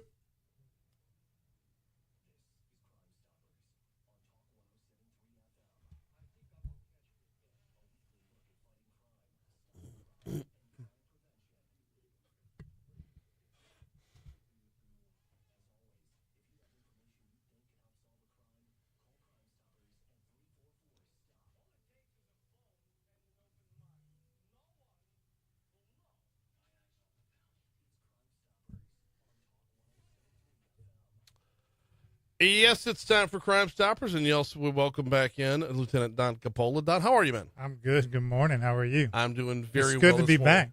I'm glad to have you back. It seems like it's been forever, but I was on last week, but just not in studio. Correct. Yeah. The roads were still iced over. They were still icy. Yeah, and it was a kind of a tough time. You were mentioning something during the break about how little we know about driving in conditions like that. Yes. Where the sun's out, everything seems great, but everybody's driving around, looked like everybody's car had a flat top. Exactly. Because you're talking about 4 or 5 inches of snow just on top of the roof. Just on top of the car, just hanging out. Yeah.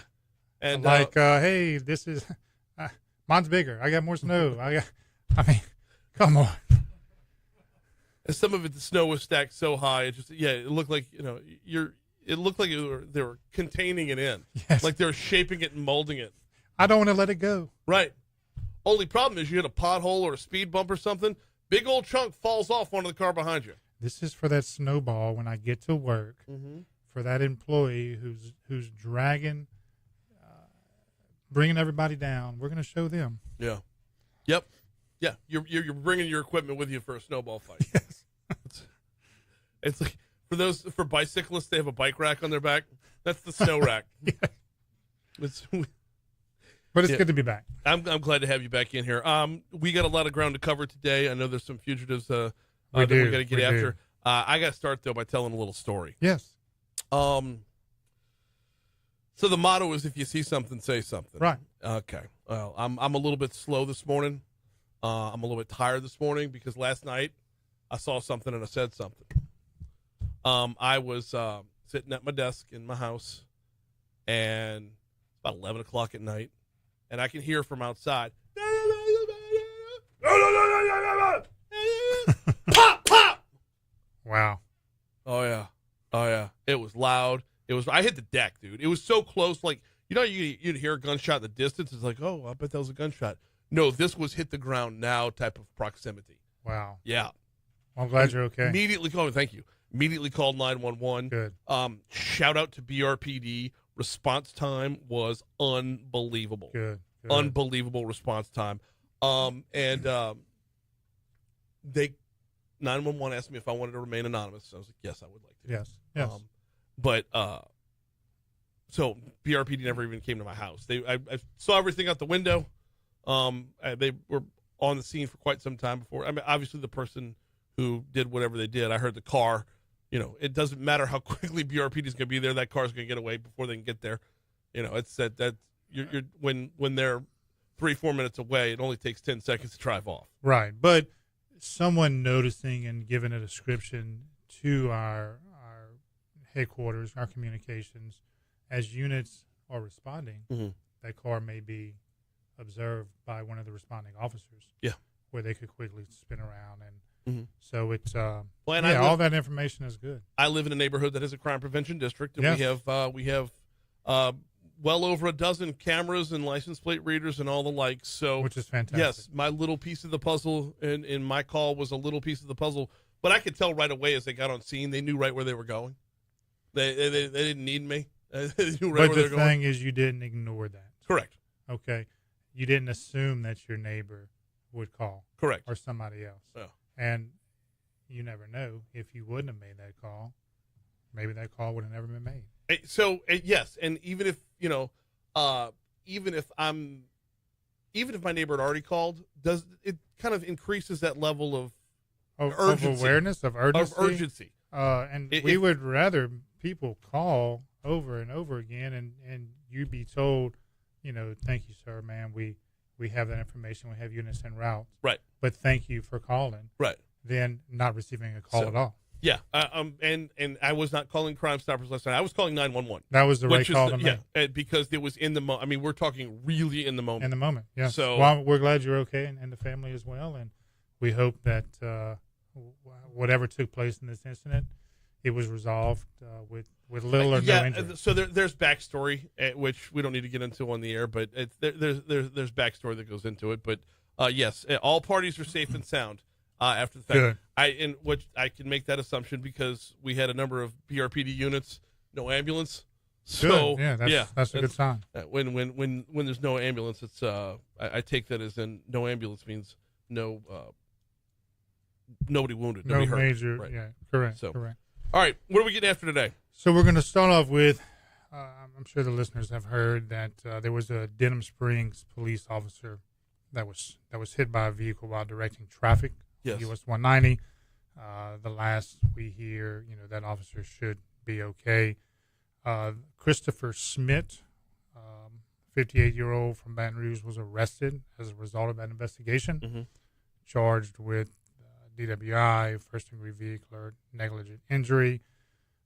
So they did make an arrest regarding that investigation.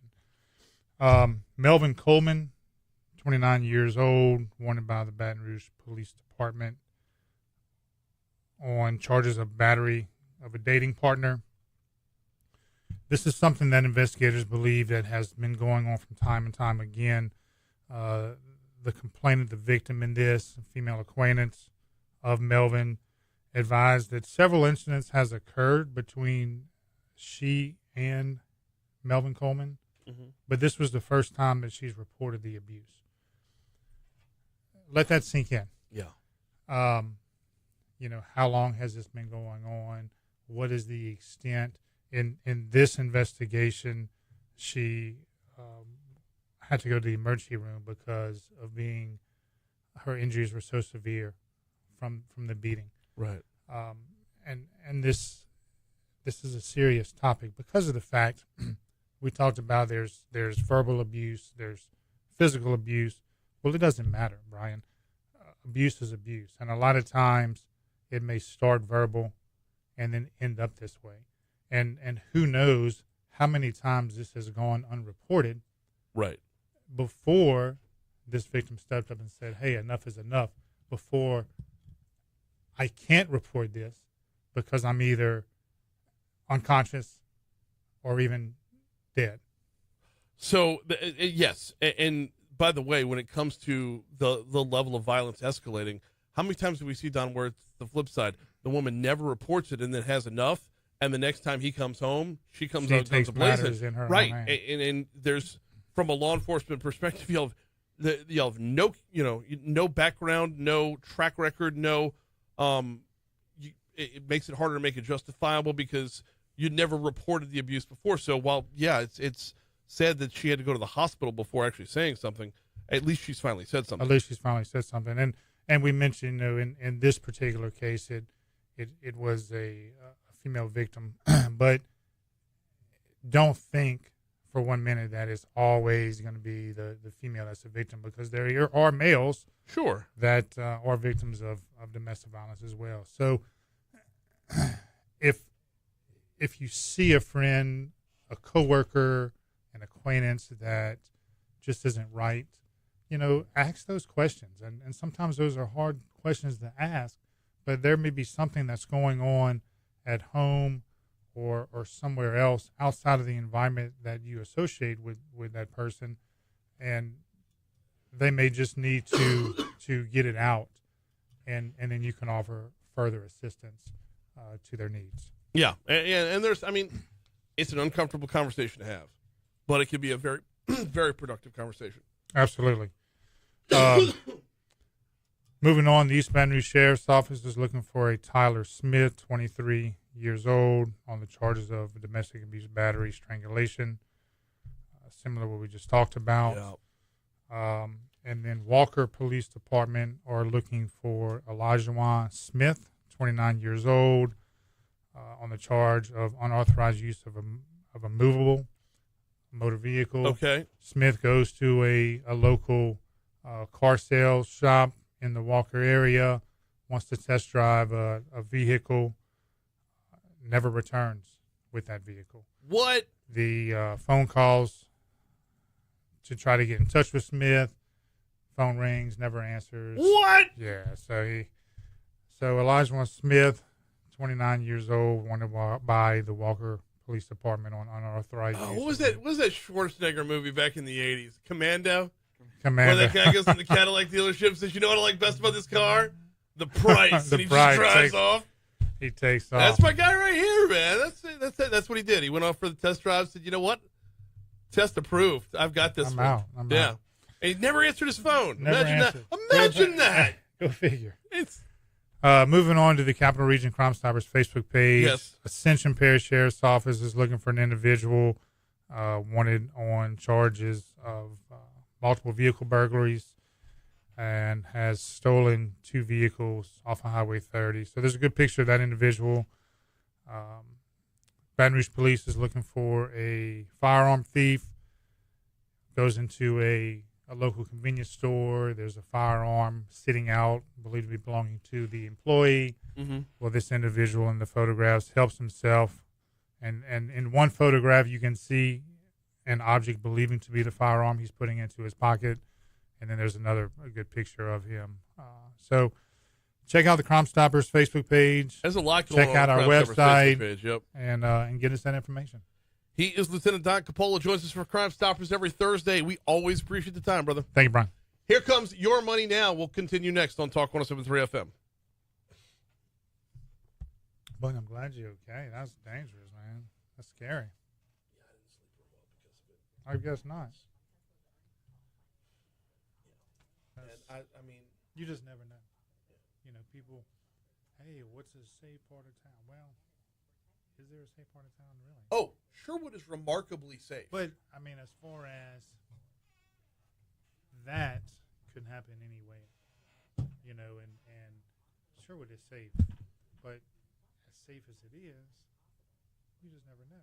Right. So you still you have to be up in what's going on. You know, pay attention. So yeah, it's a group home for disabled. Yeah. Like not mentally yeah. disabled, you know. And it was shift change. And I don't know what sparked the argument, but an argument started and I mean escalated within seconds. And an employee, they think? Do what? Like an employee making shift change? Or? Yeah. Where the care workers go home at 11 Yeah. and the round comes on for the overnight, whatever. And I don't know what happened, but I don't know what sparked the argument. I couldn't make out what was being said because, I mean, I'm inside. And when BRPD got there, they knew right where to go. So I'm thinking somebody from inside the group home also called 911. Yeah, which is great. Yeah. But, Don, Jesus, I got so many freaking tech. I did a take in the last hour that pissed a lot of people off. All right, watch this.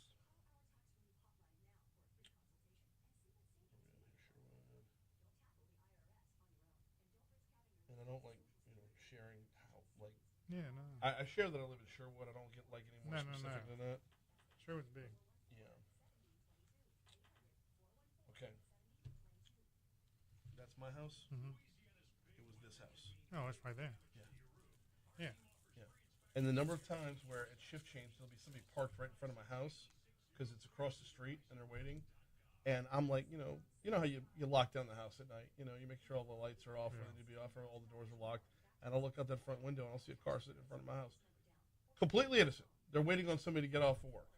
But still, if you're the homeowner, it's like, do I need to call the cops every night just because there's somebody parked in my front yard? Yeah, And at a certain point, at what point do I become, Mildred, the nosy neighbor? But you have to. That's the thing. Yeah. You have to. So this group home has been a problem for some time. When we first moved in, they had and they're not all right in the head. And I get that. But they had a guy walk up my back porch to in my backyard, which is impossible to get to unless you really try. You go through a storm door to get to my back door because we have a screened-in porch. And one Saturday morning, he knocks on my back door, wanting to buy my car. I'm like, you need to get the hell off my property right now. Like, it didn't walk to the front door. He came into my backyard to my back door. That's scary. They had another time where they were trying to take them somewhere in a big van, and there's one guy, no pants on, his dick just swinging in the breeze, hanging onto the door of the van, going, "No means no," and it was. If you need, you know where I'm at. Always, brother. All right, bro. Thank you. Thank you. John, thank you for getting me out of the rain. Is it raining? No. It rained on. It was about to. It's going to rain about 7 o'clock tonight. You just missed it. Will do, Don. You too.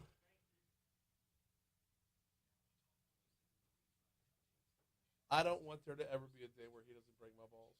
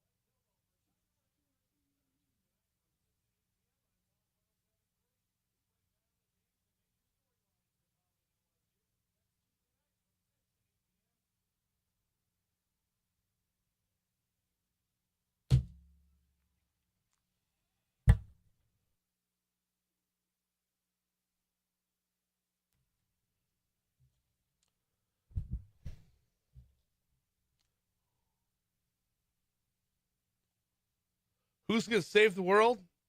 Don Coppola. So I was supposed to play this before. Yeah. And I got caught up, and I'm like, oh, shoot. But that was actually queued up to actually play. 756 Talk 107.3 FM. Oh, it's instrumental. Talk 107.3 FM WPRP. Mornings with Brian Haldane rolling right along. That's where they're supposed to chime in with who's going to save the world. Don Coppola's going to save the world. And it's so funny. I was telling you off air, like, I was actually queuing this one up to play for Don. And it just didn't work. Oh, can't have Swedish House Mafia. I get lost in the music. It is 756 at Talk 107.3 FM WBRP. ABC News coming your way in just a little bit. Got to dial it back down and get back to reality here.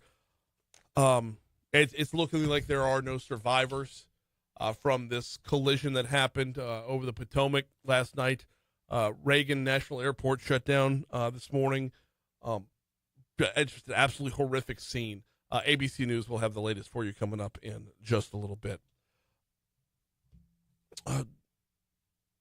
We also covered that story in Top Stories and Trending because it does come back home where the direct flight from BTR to D.C. canceled this morning.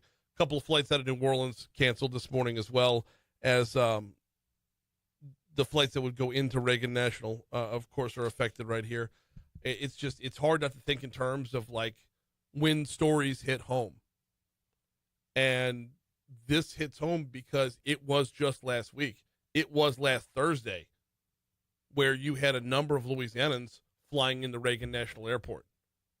I mean, I don't want to detract away from the stories that are going to be told about those who lost their lives last night.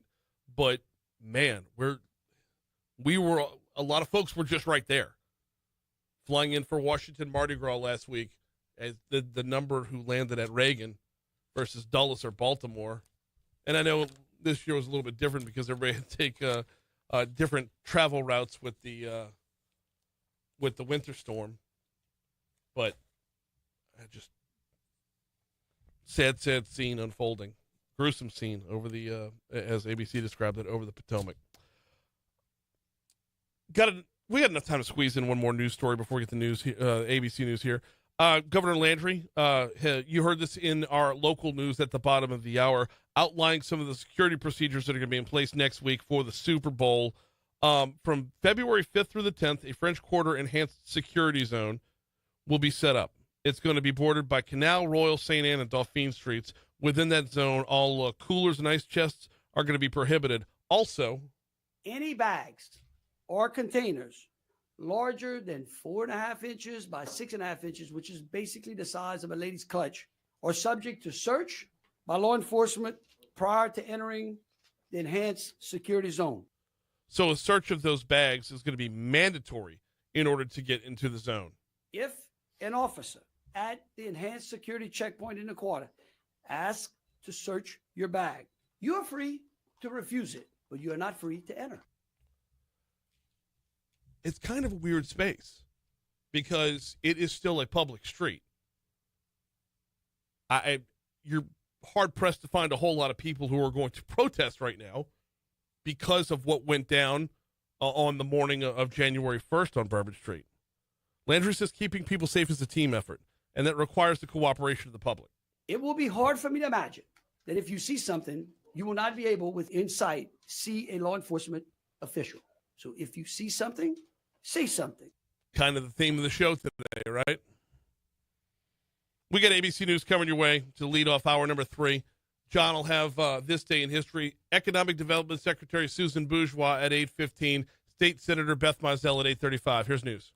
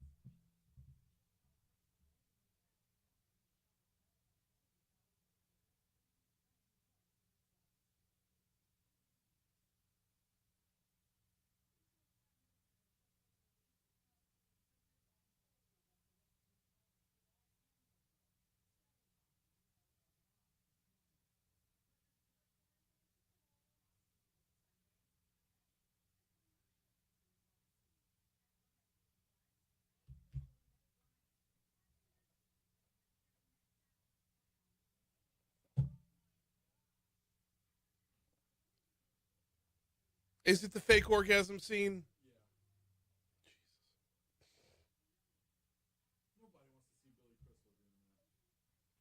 Nobody wants to see Billy Crystal doing that at this age. Come on. Whoa, you got Meg Ryan. Meg Ryan, but not Billy. Nah. Well, no, she's the one that fakes. Well, she's the one who does it. Yeah, but still,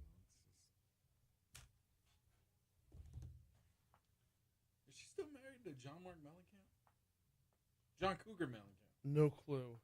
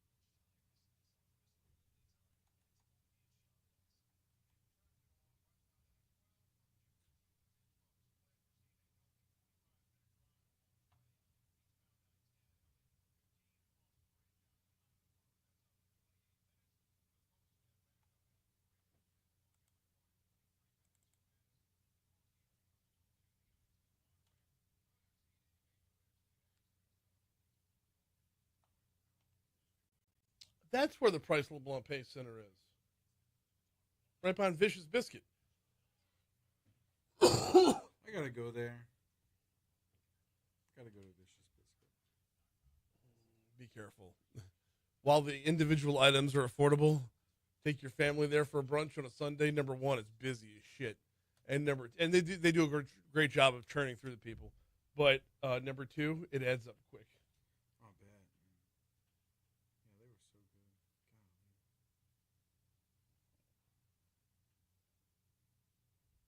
good.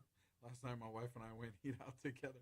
We told the kids we had to take care of a few things, you know, kind of left them at home, and they're like, I forgot we had our Live 360 on, and my oldest daughter's like, she called me, hey, y'all enjoying La Coretta? And I was like, how do you know we're at La Coretta? Busted! Live 360 that. Really? Thought I'd pause that. Yep. Speaking of taking the family out. Oh my gosh, where we at?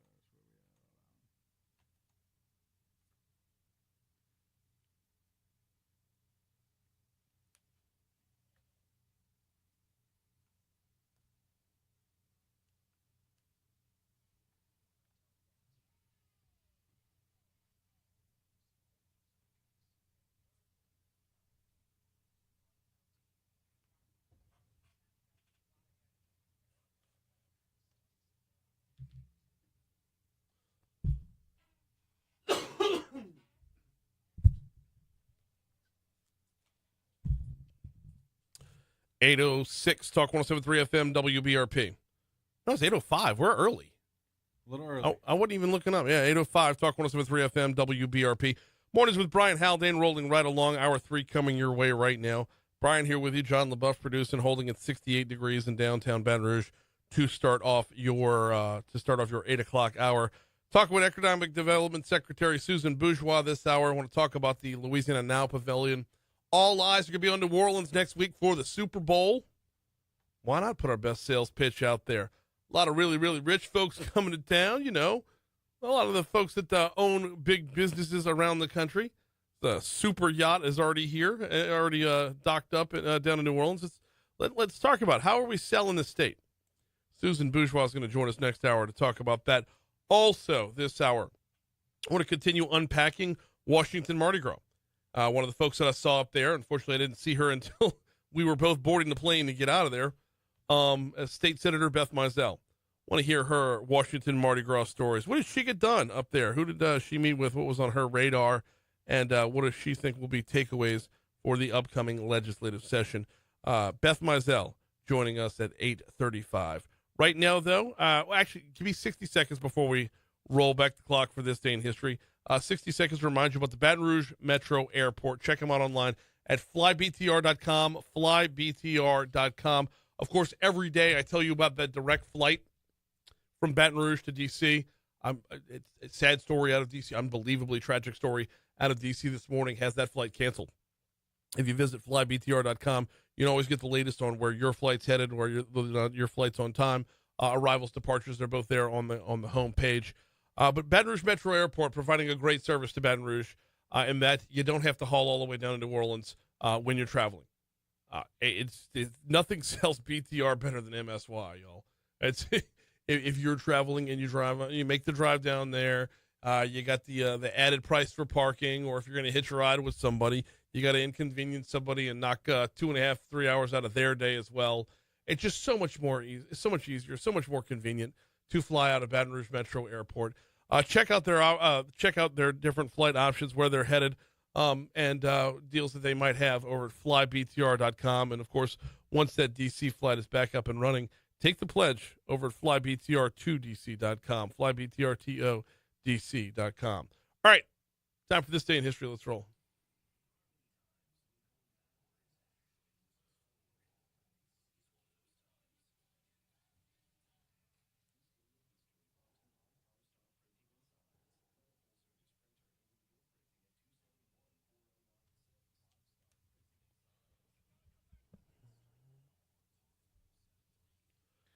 All right, John. All right. Starting in 1815. 1815? Okay. Burned U.S. Library of Congress reestablished with Thomas Jefferson's 6,500 volumes. Oh. So I guess from his personal library? Yeah. Let me reestablish this library real quick. 6,500 volumes. It's impressive. Thomas Jefferson, quite the blogger. Hey, 1835, Richard Lawrence misfires at President Andrew Jackson in Washington in the first attempted assassination of a U.S. president. That happened today. Wow. 1835. Okay. All right. 1948, Mahatma Gandhi is assassinated in the garden of the New Delhi home he is visiting by Hindu extremists. Delhi's in Louisiana. That's New Delhi. New Delhi? Not Delhi, like North Delhi. Louisiana. No. He was in Louisiana. It's actually so wrong. Look, he was in, actually, look at that. Stop. That's so awful. You know what else is awful? And this is not joking. 1956, the next one, home of Martin Luther King Jr. is bombed. Oh, wow. Man, I know, right? Like, sheesh. Yeah. Man. 1957, U.S. Congress accepts Eisenhower Doctrine. It's a U.S. offer to aid to Arab countries threatened with communist aggression. All right.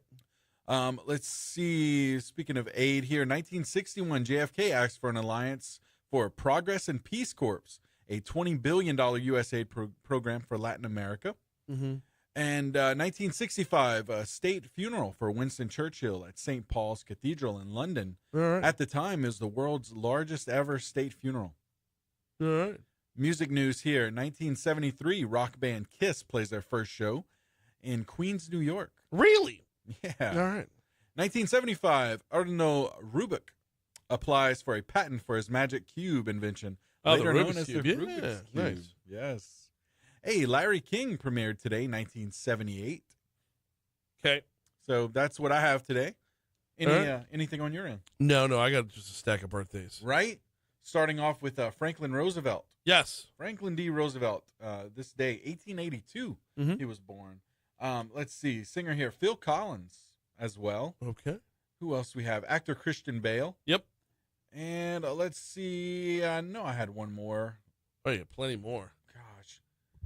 Go ahead. All right, Gene Hackman, born on this day in 1930. Yep. Dick Definitely. Cheney, born on this day in 1941. Oh, yeah. You had Russian chess player Boris Spassky, born on this day in 1937.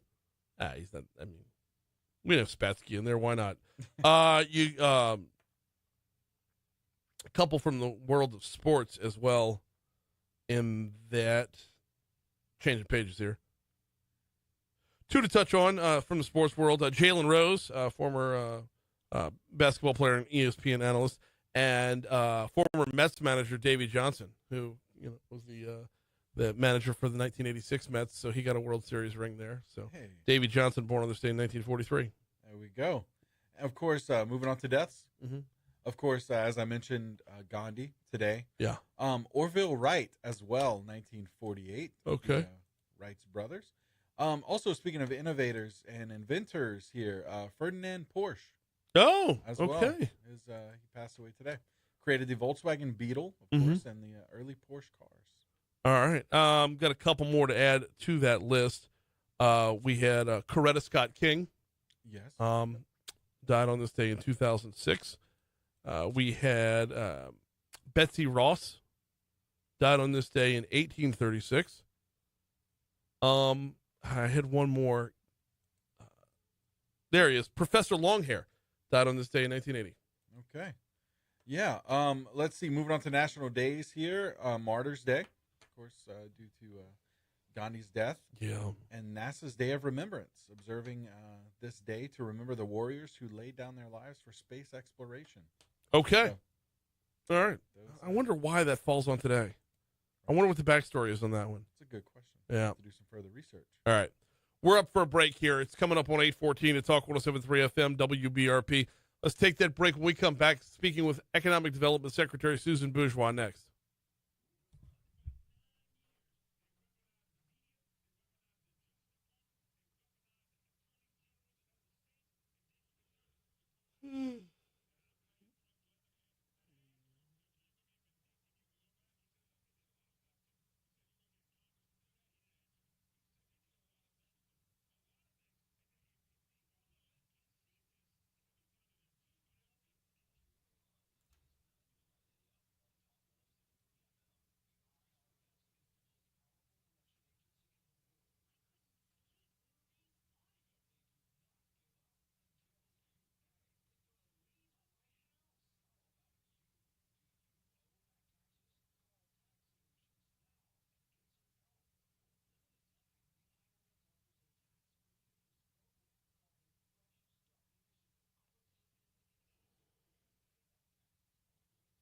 There she is.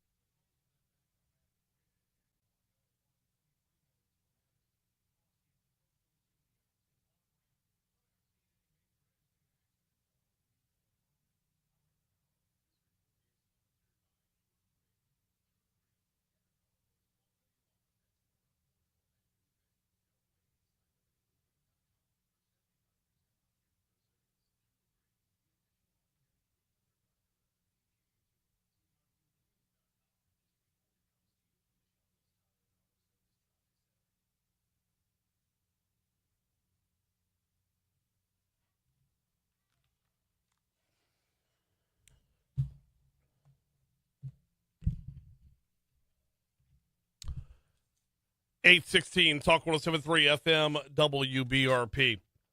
Mornings with Brian Haldane rolling right along. All right, so last week was Washington Mardi Gras. One of the big highlights of Washington Mardi Gras every year is the Economic Development Luncheon. I normally try to make it to that, but I was actually on the air at the time, so I missed out. So let's get the highlights. Let's find out what went down, what was talked about. Joining us now is our Secretary of Economic Development, Susan Bourgeois. Secretary Bourgeois, welcome back. How are you this morning? Thank you. I'm well. I hope my sound is okay. I'm in a little bit of Baton Rouge traffic, but otherwise I am great. Thank you. All good. Glad to have you on here. I want to recap the Economic Development Luncheon, but we got to make sure to save some time to talk about the Louisiana NOW Pavilion as well. So let's rewind the clock back to Friday. What was talked about? What was covered? Really, I've done a lot of these lunches, and I have to say all the feedback was that it was one of the best. In typical fashion and form for the luncheon, each of the members of the congressional delegation said a few words, talked about what their priorities were, what was happening in their world as it relates to Louisiana and economic development. Congressman Troy Carter was the chair, so he had actually asked the minority leader, Hakeem Jeffries, to come speak, which was a really great addition because it was a great national perspective and a balanced partisan perspective on Louisiana, so that was great. And then I had the absolute privilege of saying a few words after my boss, Governor Jeff Landry, introduced me, hitting some of the highlights of what he's most proud of his accomplishments in the first year, which rolled right into my remarks. And really, my remarks focused, Brian, primarily on, you've been to that luncheon and you know the 1,000 people in that room are the public and private leadership of this state in many respects. And so I sort of challenged everyone that we all have a responsibility in changing the narrative about the Louisiana opportunity. So that's what my speech not only focused on, but we also gave a little card handout to hit the highlights of some of the really great successes Louisiana is seeing to make sure everyone has that information. And then the lunch wrapped up with a great sort of fireside chat setting between Commissioner Roger Goodell, Drew Brees, and the lady, I do forget her name, who is the head of security for the NFL, talking about the Super Bowl and what we're rolling into next week. Very cool stuff. Okay, a little bit to unpack from that. And Secretary Bourgeois is with us. and talk about what to unpack from that. When you hear from our delegation in Washington, D.C., everyone has their own individual priorities. But what areas did those priorities cross over? Well, they really crossed over a number of things. You know, as you can imagine, Senator Cassidy talked a little bit about all things, both healthcare and what we're doing in that space. Obviously, he's very involved as we speak in the confirmation hearings of Robert Kennedy Jr. Lots of conversation about the new Trump administration, lots of conversation about how we're changing government, and really how well Louisiana is positioned in that space. And, you know, Speaker Johnson gave a great remarks just about how much people always say Louisiana is punching above its weight from a leadership perspective. But he said something, and I locked it in my brain, and I will use this quote. When he spoke about our leadership and our power in Washington right now, he said, "I can't explain it, but I'll certainly exploit it." And I just thought that was brilliant, and I'm going to use that in every speech I give. It's a great quote, a fantastic quote, because it can apply to so many different places around Louisiana. For example, and just as a random example here, I don't know, maybe the CEO of Meta deciding on the outskirts of Monroe to put a giant AI data center.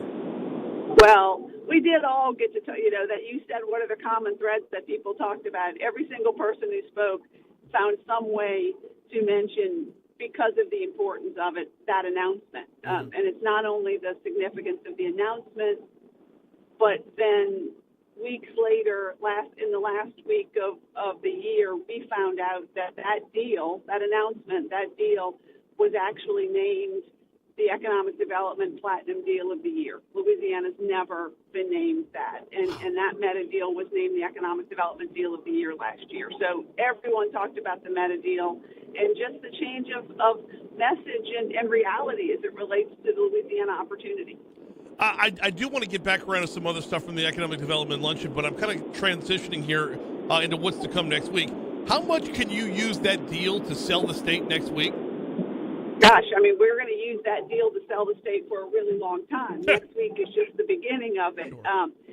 So next week, we have an incredibly aggressive schedule and plan around really highlighting the transformation of Louisiana leadership, and what we envision for the future of Louisiana. The Meta deal is a great anchor for that, but truth be told, we had sort of the messaging built around that opportunity before the Meta deal was announced. You know, the Louisiana NOW Pavilion, which will be the physical space that we all base in, if you will, is going to highlight an entire innovation vertical and an innovation launch for Louisiana economic development, but more importantly, therefore, for Louisiana, to really double down on the fact that Louisiana can lead in the innovation space and that we have a responsibility to help grow companies here, not just attract companies here. So we have an entire innovation day planned, but how can you not use the commitment Meta has now made to Louisiana as the exclamation point on the end of that story? No, 100%. Mark Zuckerberg said, yes, you should too. I mean, that sounds like a pretty good closing line. Right. We got to, you know, it's not just, I mean, I am incredibly appreciative of everything Mark Zuckerberg is saying about Louisiana and about their investment here. But there are other, you know, Meta elements and Meta quotes that mean as much to me. When we announced this deal in Richland Parish on December 4th, the head of the Meta AI centers, Kevin Janda, was with us, and Kevin said to the governor and I sort of backstage, he said, we've done deals like this all over the world, and we have never had one that has been as aggressive and as seamless and as effective as this Louisiana deal has been. And so not only did he want to tell us that, he said, if you have other CEOs and other companies you're talking to about coming to Louisiana, use me. I'll tell them that too. Oh, I love that. I love that. That's like when a five-star recruit wants to beef up the entire recruiting class, and you know you end up with a top 5 recruiting class as a result of it. We got Economic Development Secretary Susan Bourgeois with us for a couple more minutes. All right, let's pivot to next week. The Louisiana NOW Pavilion. Walk us through what that's going to look like and what it's going to present to business owners. So it's going to look like a combination of a museum, an exhibit, an immersive experience, a theater, the massive, I hate to call it a tent because once we're done with it, nothing about it will look like a tent.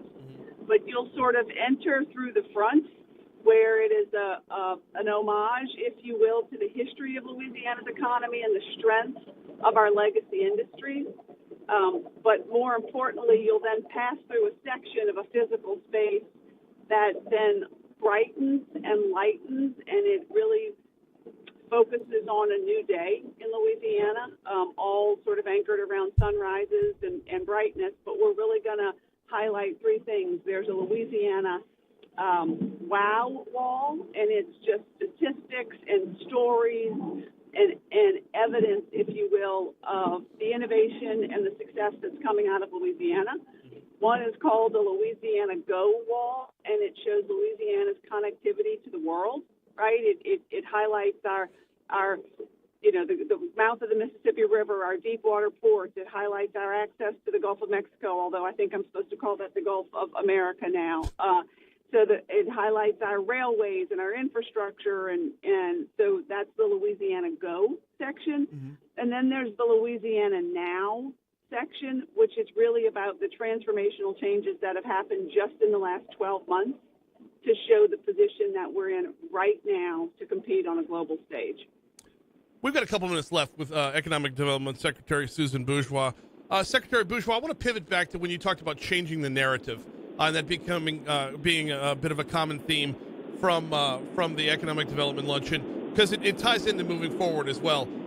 What parts of the narrative need to be changed, and what parts of the narrative do we have right? So, first and foremost, I've given this speech a lot in my last year, and I'll continue to do it, is that, Louisiana, we, in many respects, have sort of accepted something as a truth, and I would argue it is not, which is that we believe our kids don't have opportunity to stay here and make a good living here and raise their families here. And so one of the important parts of that narrative change is really showing the opportunity and the assets that we have to increase that opportunity. Of course, we at Louisiana Economic Development have the ultimate responsibility and the long-term responsibility to continue to grow jobs and continue to grow wages in those jobs. But we have to make sure our kids early and growing and beyond understand that they have opportunity here, and we have a responsibility to connect them to those opportunities. So that's one tremendous narrative change that needs to happen. But the other part of it is just understanding the wins, right? We, in many respects, in Louisiana, for some reason, oftentimes we're our own, worst detractors. We're sort of down in the mouth on ourselves more than others are. And so part of what we highlighted at the luncheon about changing the narrative is we call it 100 things you need to know about Louisiana. And I really only pulled out about 12 of them to talk about at the lunch.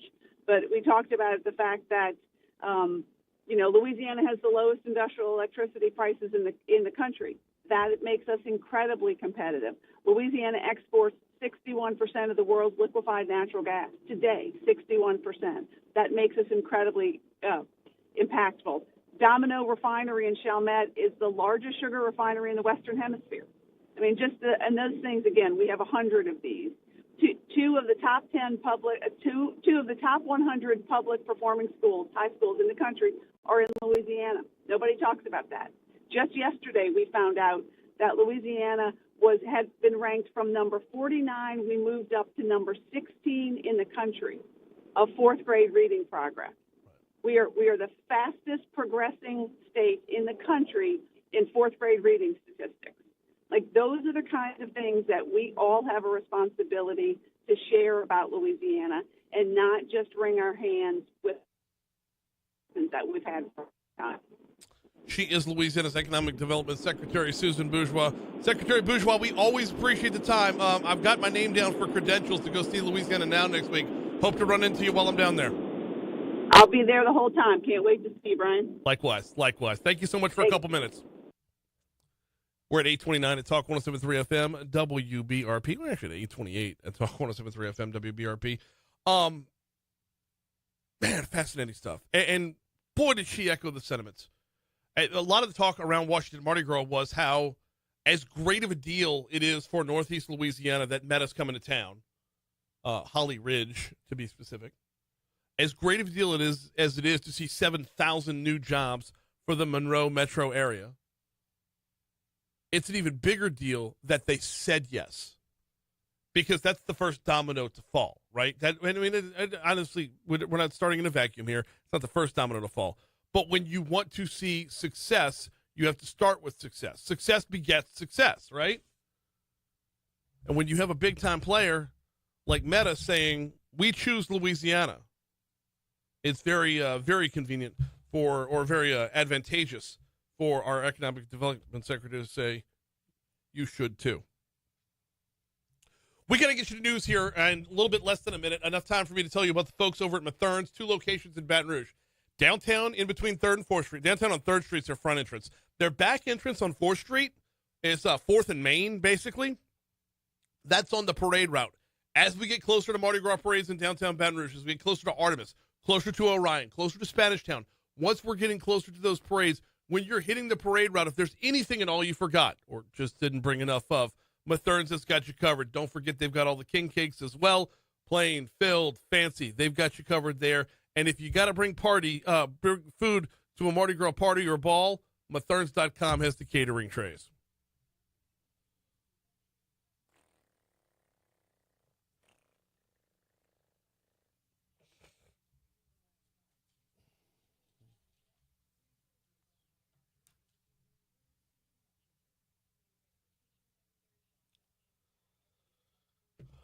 Who was the call coming in? Oh. I thought it might be spam because it wasn't on line 1. Yeah. Is it automatic because there's a direct dial line in that and nobody has that number? Here, take this number down.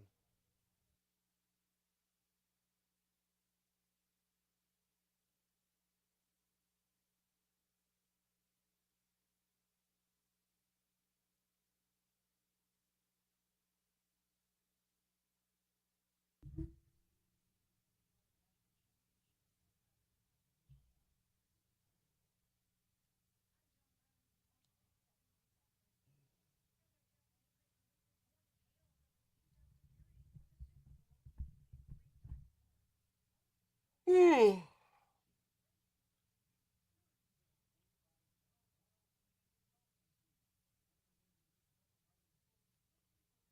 Dauphine.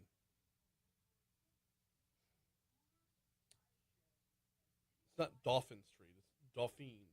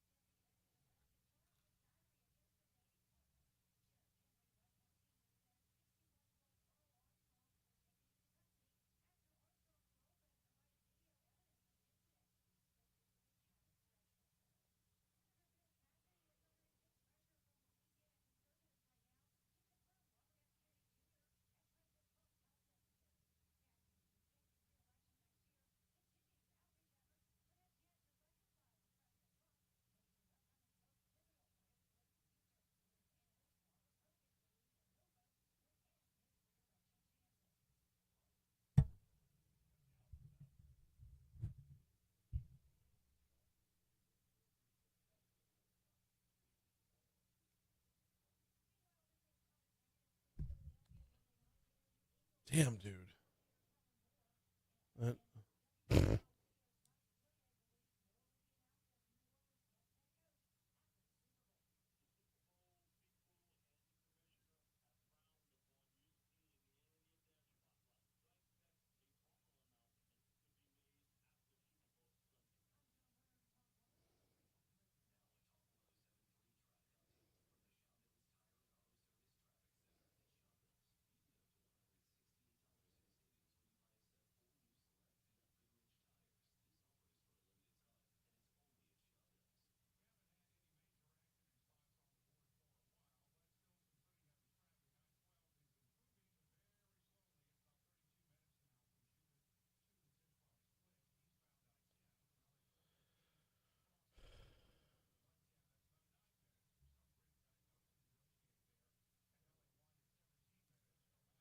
I stand up for a minute.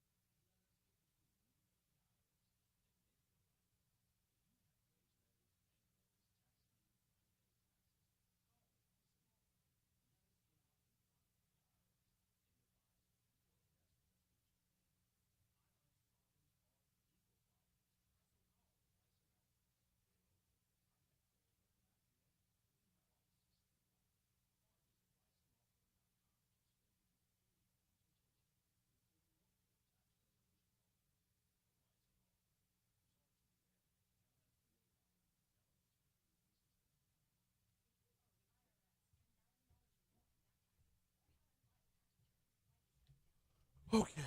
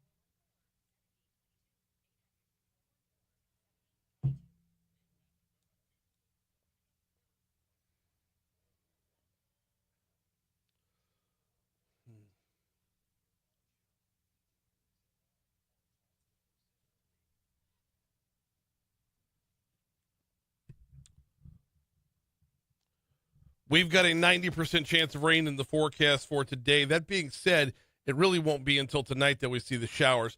A little bit of sunshine throughout the morning, peeking out from behind some clouds, but those clouds are going to be around all afternoon as well. About 6 p.m., you're going to see the start of some rain showers. 9 o'clock hours really when it's going to step up, though. We go from a 30% chance of rain at 6 p.m.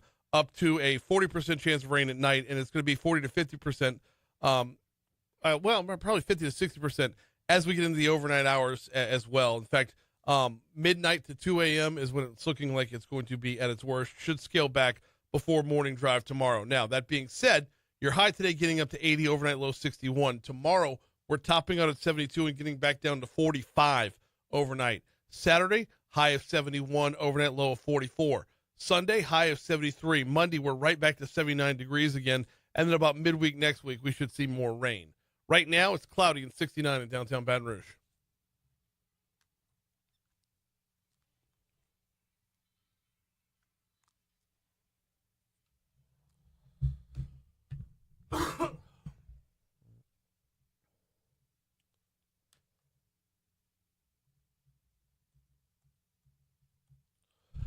.838 Talk 107.3 FM WBRP mornings with Brian Haldane rolling right along. All right, let's take you back to last week one more time. Let's take you back to Washington Mardi Gras. On the way home, ran into State Senator Beth Mizell and wanted to get her take and her stories from what went down at Washington Mardi Gras. Senator Mizell, good morning. How are you this morning? I'm great, Brian. I haven't got the flu that a lot of people came home with, so I'm thankful for that. I don't have the flu, but I've definitely got something bronchial. I'm coughing during every break. We all, I think something got spread around up there for sure. A lot of shared air, I think. Yeah. Right. So, no, it was I think it was a great event, even in the midst of the traveling difficulties. Yeah, we everybody definitely had a travel story getting up there. But once we got there, I mean, it was kind of condensed. A lot of the networking that goes on Wednesday or Thursday got squeezed into Friday and Saturday. But nonetheless, there was a lot of business to attend to, a lot of relationships to catch up on, and business to talk about. So, talk about a little bit about what your Washington Mardi Gras looked like. Well, I left from Jackson, okay, so that kind of threw me off. So I was able to catch a flight from Jackson, and it was important to me to get there for Thursday morning because a group led by Marie Santani was having a lovely tea at the Willard in honor of the Legislative Women's Caucus. So I really wanted to be there for that. I made it. Kellyanne Conway was the speaker. And it was well attended, so that was the kickoff, really, to my time up there. You know what? I had found from the time I was newly elected and kind of felt that this was a big party thing, and I'm not a partier, so it's like I'm not a lot of fun at stuff like this. But my first event, Brian, I stood at the elevator bank at the Hilton. Mm-hmm. And that's when Congressman Abraham was my congressman. And within 15 minutes of mingling with people in front of the elevators, I'd gotten the commitment on broadband. So that sold me on the value of Washington Mardi Gras for networking and for those touch points that get what we need back home. So and it was kind of like that this time. I would stand at the elevator a lot of times, ran into like the secretary of LDH or the secretary of DEQ. Let's fix a problem I've got back in my district. Bam, So that's kind of the tone that it took, I think. I completely agree, and I don't know if, for those who've never been, it's hard to describe just how everything converges all in one. You mentioned the elevator bank. It's on one side of that elevator bank, you got the restaurant bar area, the sidecar, and then on the other side you got the 65th Parish, which people are always pouring out of there as well. It's just the mass of humanity that just goes through that lobby on a minute by minute basis is you see so many folks, you grab so many folks just to have, like you said, that touch point. Right, it is, and when you talked to me about the interview, I'm thinking, oh my gosh, I hadn't really pinned it down. I got home Sunday and I immediately made a long list of everything I wanted to move on based on conversations I'd had there.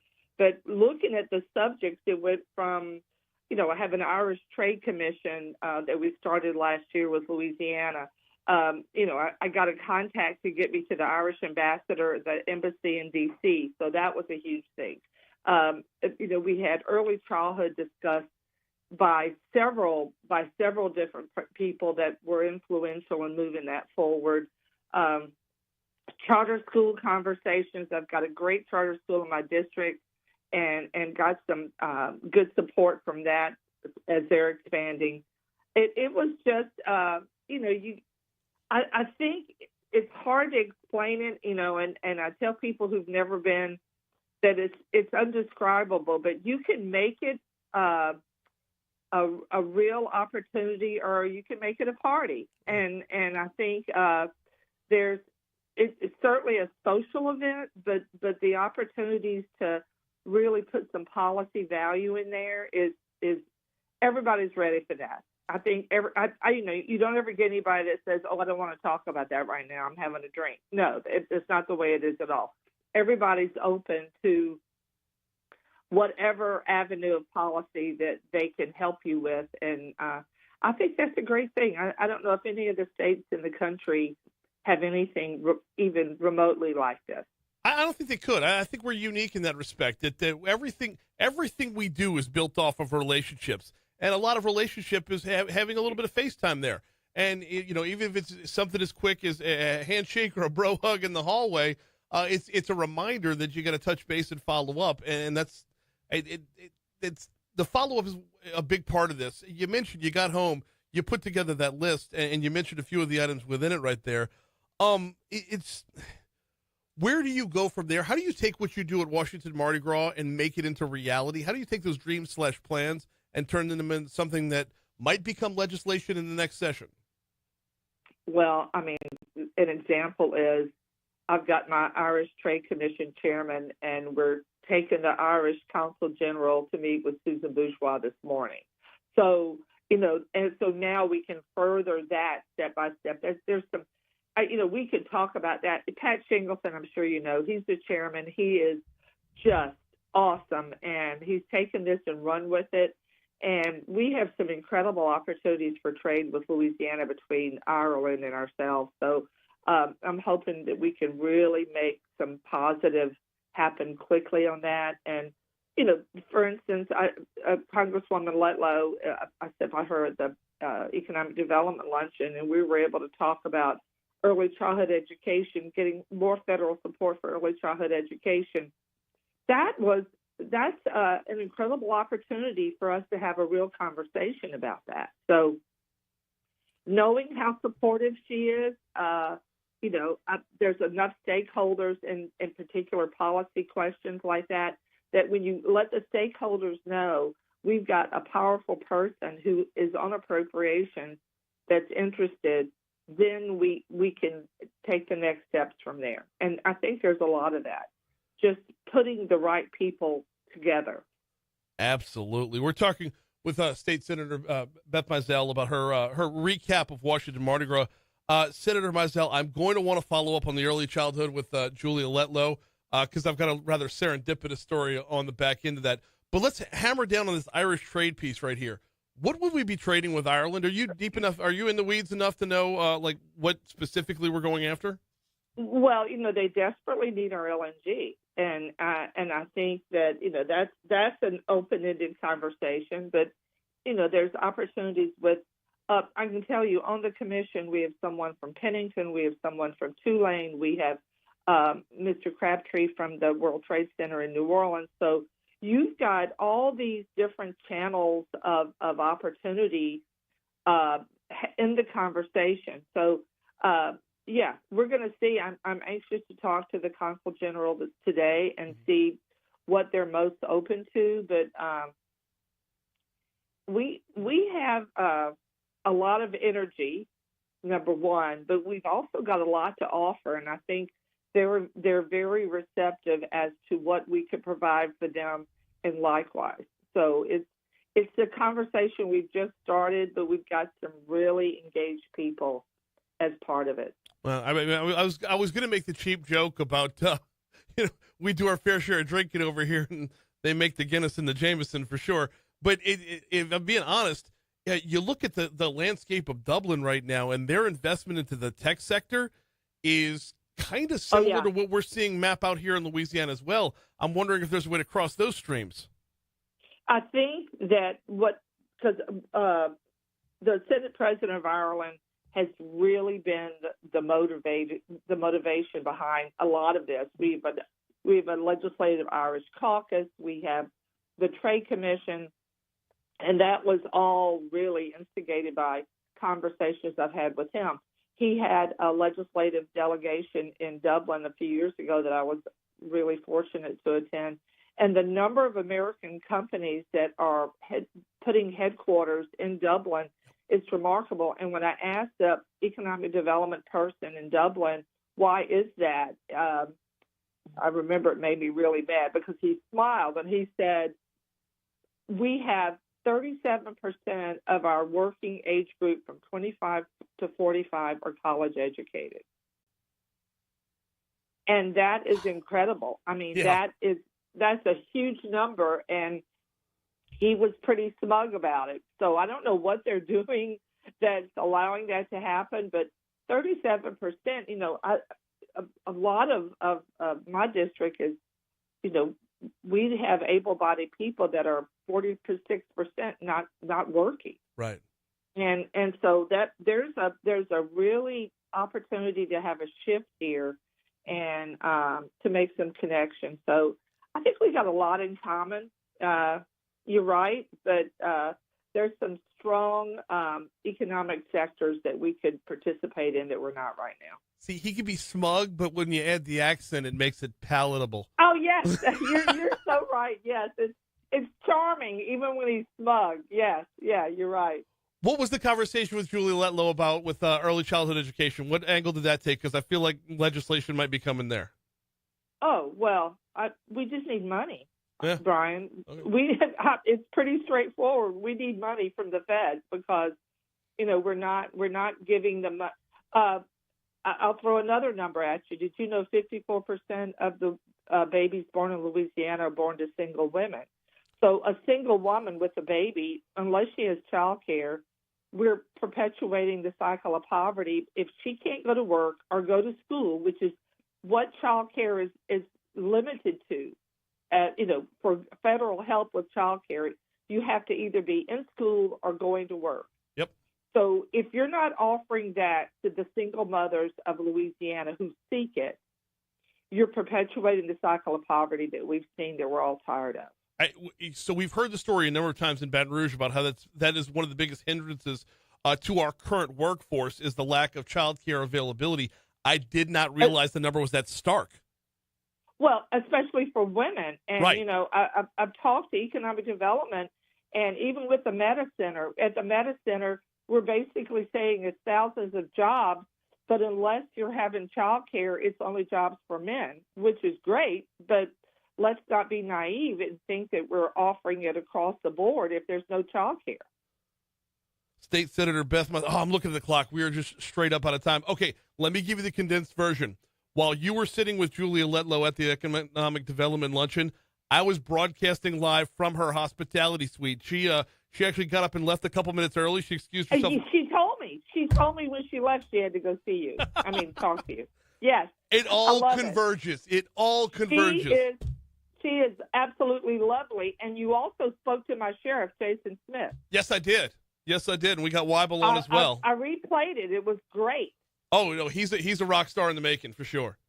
He is. He absolutely. I don't know how District 5, through all the Washington Mardi Gras coverage, Congresswoman Letlow's district between the sheriff, between John Weibel, and then heading up to Monroe to talk to their mayor as well. I mean, it just y'all came out smelling like roses. The roses that were all over Julia Letlow's suite. I love it. Senator Mizell, I want to follow up. Oh, good. Go ahead. No, I said I just appreciate your time. So just whenever we have an opportunity, I always enjoy. I told my sheriff, "Oh, you're going to like Brian. He's a good guy. You don't have to worry about him." I appreciate that greatly, and let me know how. You know what? You and I are going to follow up on this Irish Trade Commission because I went in on these conversations. I'm intrigued to say the least. We'll talk to you soon. Okay, take care. All right, you too. Bye-bye. Thanks a million. We blew right past your money now. Don't care. Quick break. We'll close out with the outside in next.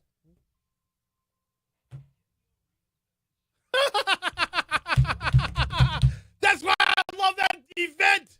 Holy, there's what she led with. I don't party. I'm not a partier. Irish Trade Commission? Are you shitting me?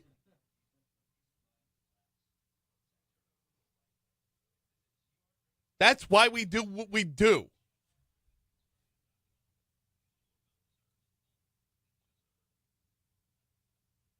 I did not know she knew me that well, by the way. We had a layover in Nashville on the way home. So that's where I saw her. Oh, okay. We were both on the same flight out of D.C. We both made the same walk in the Nashville airport to get on the other connecting flight to go back to New Orleans. And they lined up. You know how they line you up for Southwest? You boarding pass 1 through 30 here, boarding pass 31 through 60 here. She was 1 through 30. I was 31 through 60. And we just happened to be lined up. I'm like, Senator Mizell, I thought that was you. She's like, I thought that was you. That's cool. So, yeah, they got a winner over there in Washington Parish. That's awesome. That's good stuff.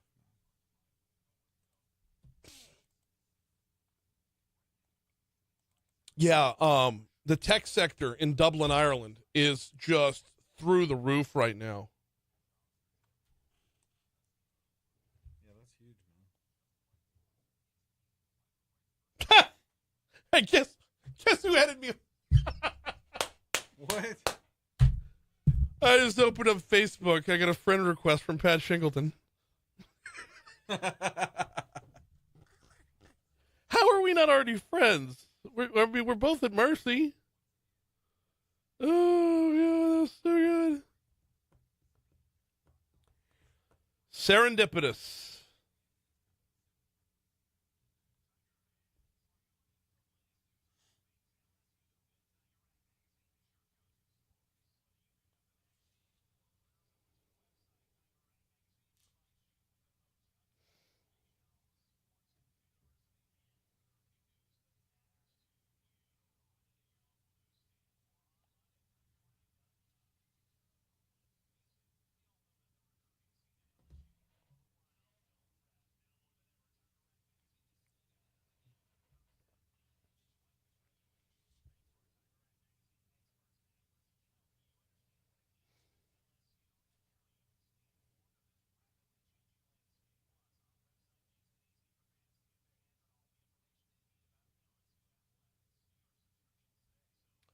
Chris says women are not the only ones suffering of child care during the workday. That is a two-way street. She needs to stop that.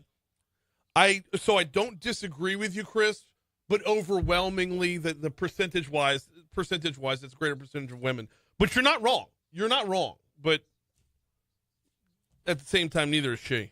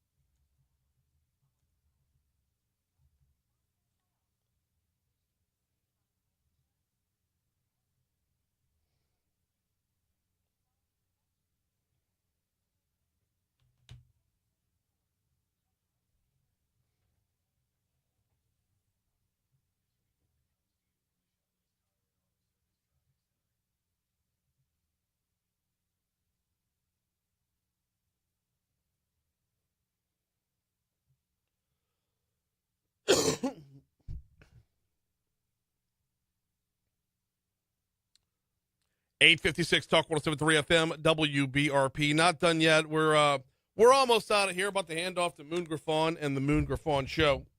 Before we get out of here, though, want to ask you if you got your lunch plans squared away just yet. If not, you know what I'm about to throw your way. P.F. Chang's. Man, I started craving again. I might have to go back. I gotta go back. It's been a minute since I've taken the family out to P.F. Chang's for dinner. It's been almost a month now. It's such a special experience. It's one of those times, our lives move by so quickly. Like Ferris Bueller said, life goes by pretty fast. If you don't stop to appreciate it, you might just miss it. Look, personal story. I have wife and 3 kids, and all the kids take part in extracurricular activities. And one's going off to college next year. It's not often that we can all sit down for a meal together. Family dinner time is not a normal thing in our house. It's usually like who's getting home from this practice, who's heading out to that meeting. There's a lot of hustle and bustle and a go. And it was about a month ago. I was like, you know what, Christy, let's all go out to eat. Let's go out to P.F. Chang's. And we did the whole thing. We splurged with the appetizers. Christy and I had a couple of cocktails. We had the Great Wall of Chocolate for dessert. But with the atmosphere and the service and, of course, the food, P.F. Chang's was the perfect spot for it. Whether you're talking about a quick lunch, a business lunch, or a family dinner, or to go. They're right there off of Corporate Boulevard in Town Center. Look for the giant golden horse. P.F. Chang's has got you covered. I've yet to find something on the menu I don't absolutely love. And I can't recommend them enough. Take advantage of those moments like that. That's what P.F. Chang's is here for. All right. We got 2 minutes till we're out of here. Got to hit the outside in. Let's go.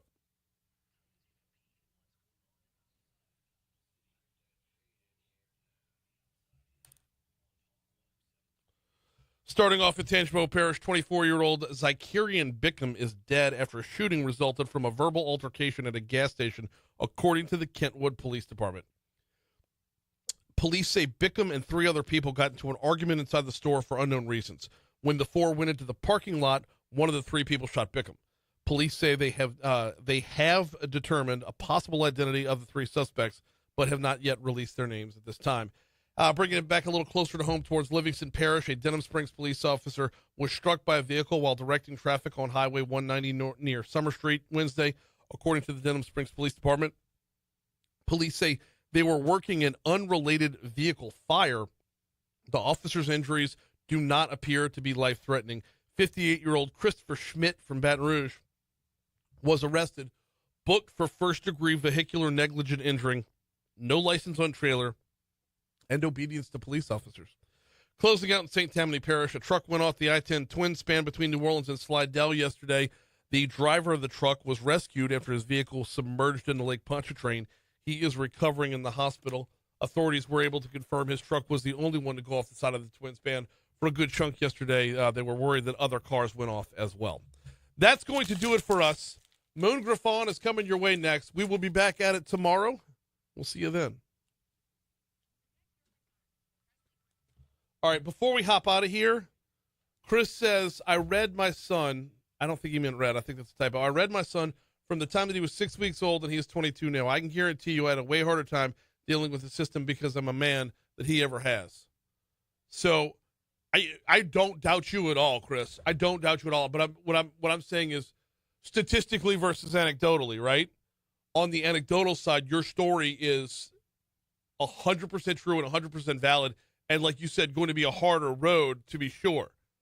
But when you zoom out, you're going to hit a greater swath of people by talking about the women.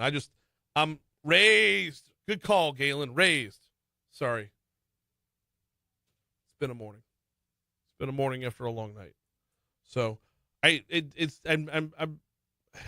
hope I'm doing you justice here. Like, I'm not discounting you, but I'm saying 2 things can be true at the same time. There it is. 2 things can be true at the same time. That's where I'm going with that one. All right, guys. Tomorrow, we're going to talk about Robert Kennedy Jr.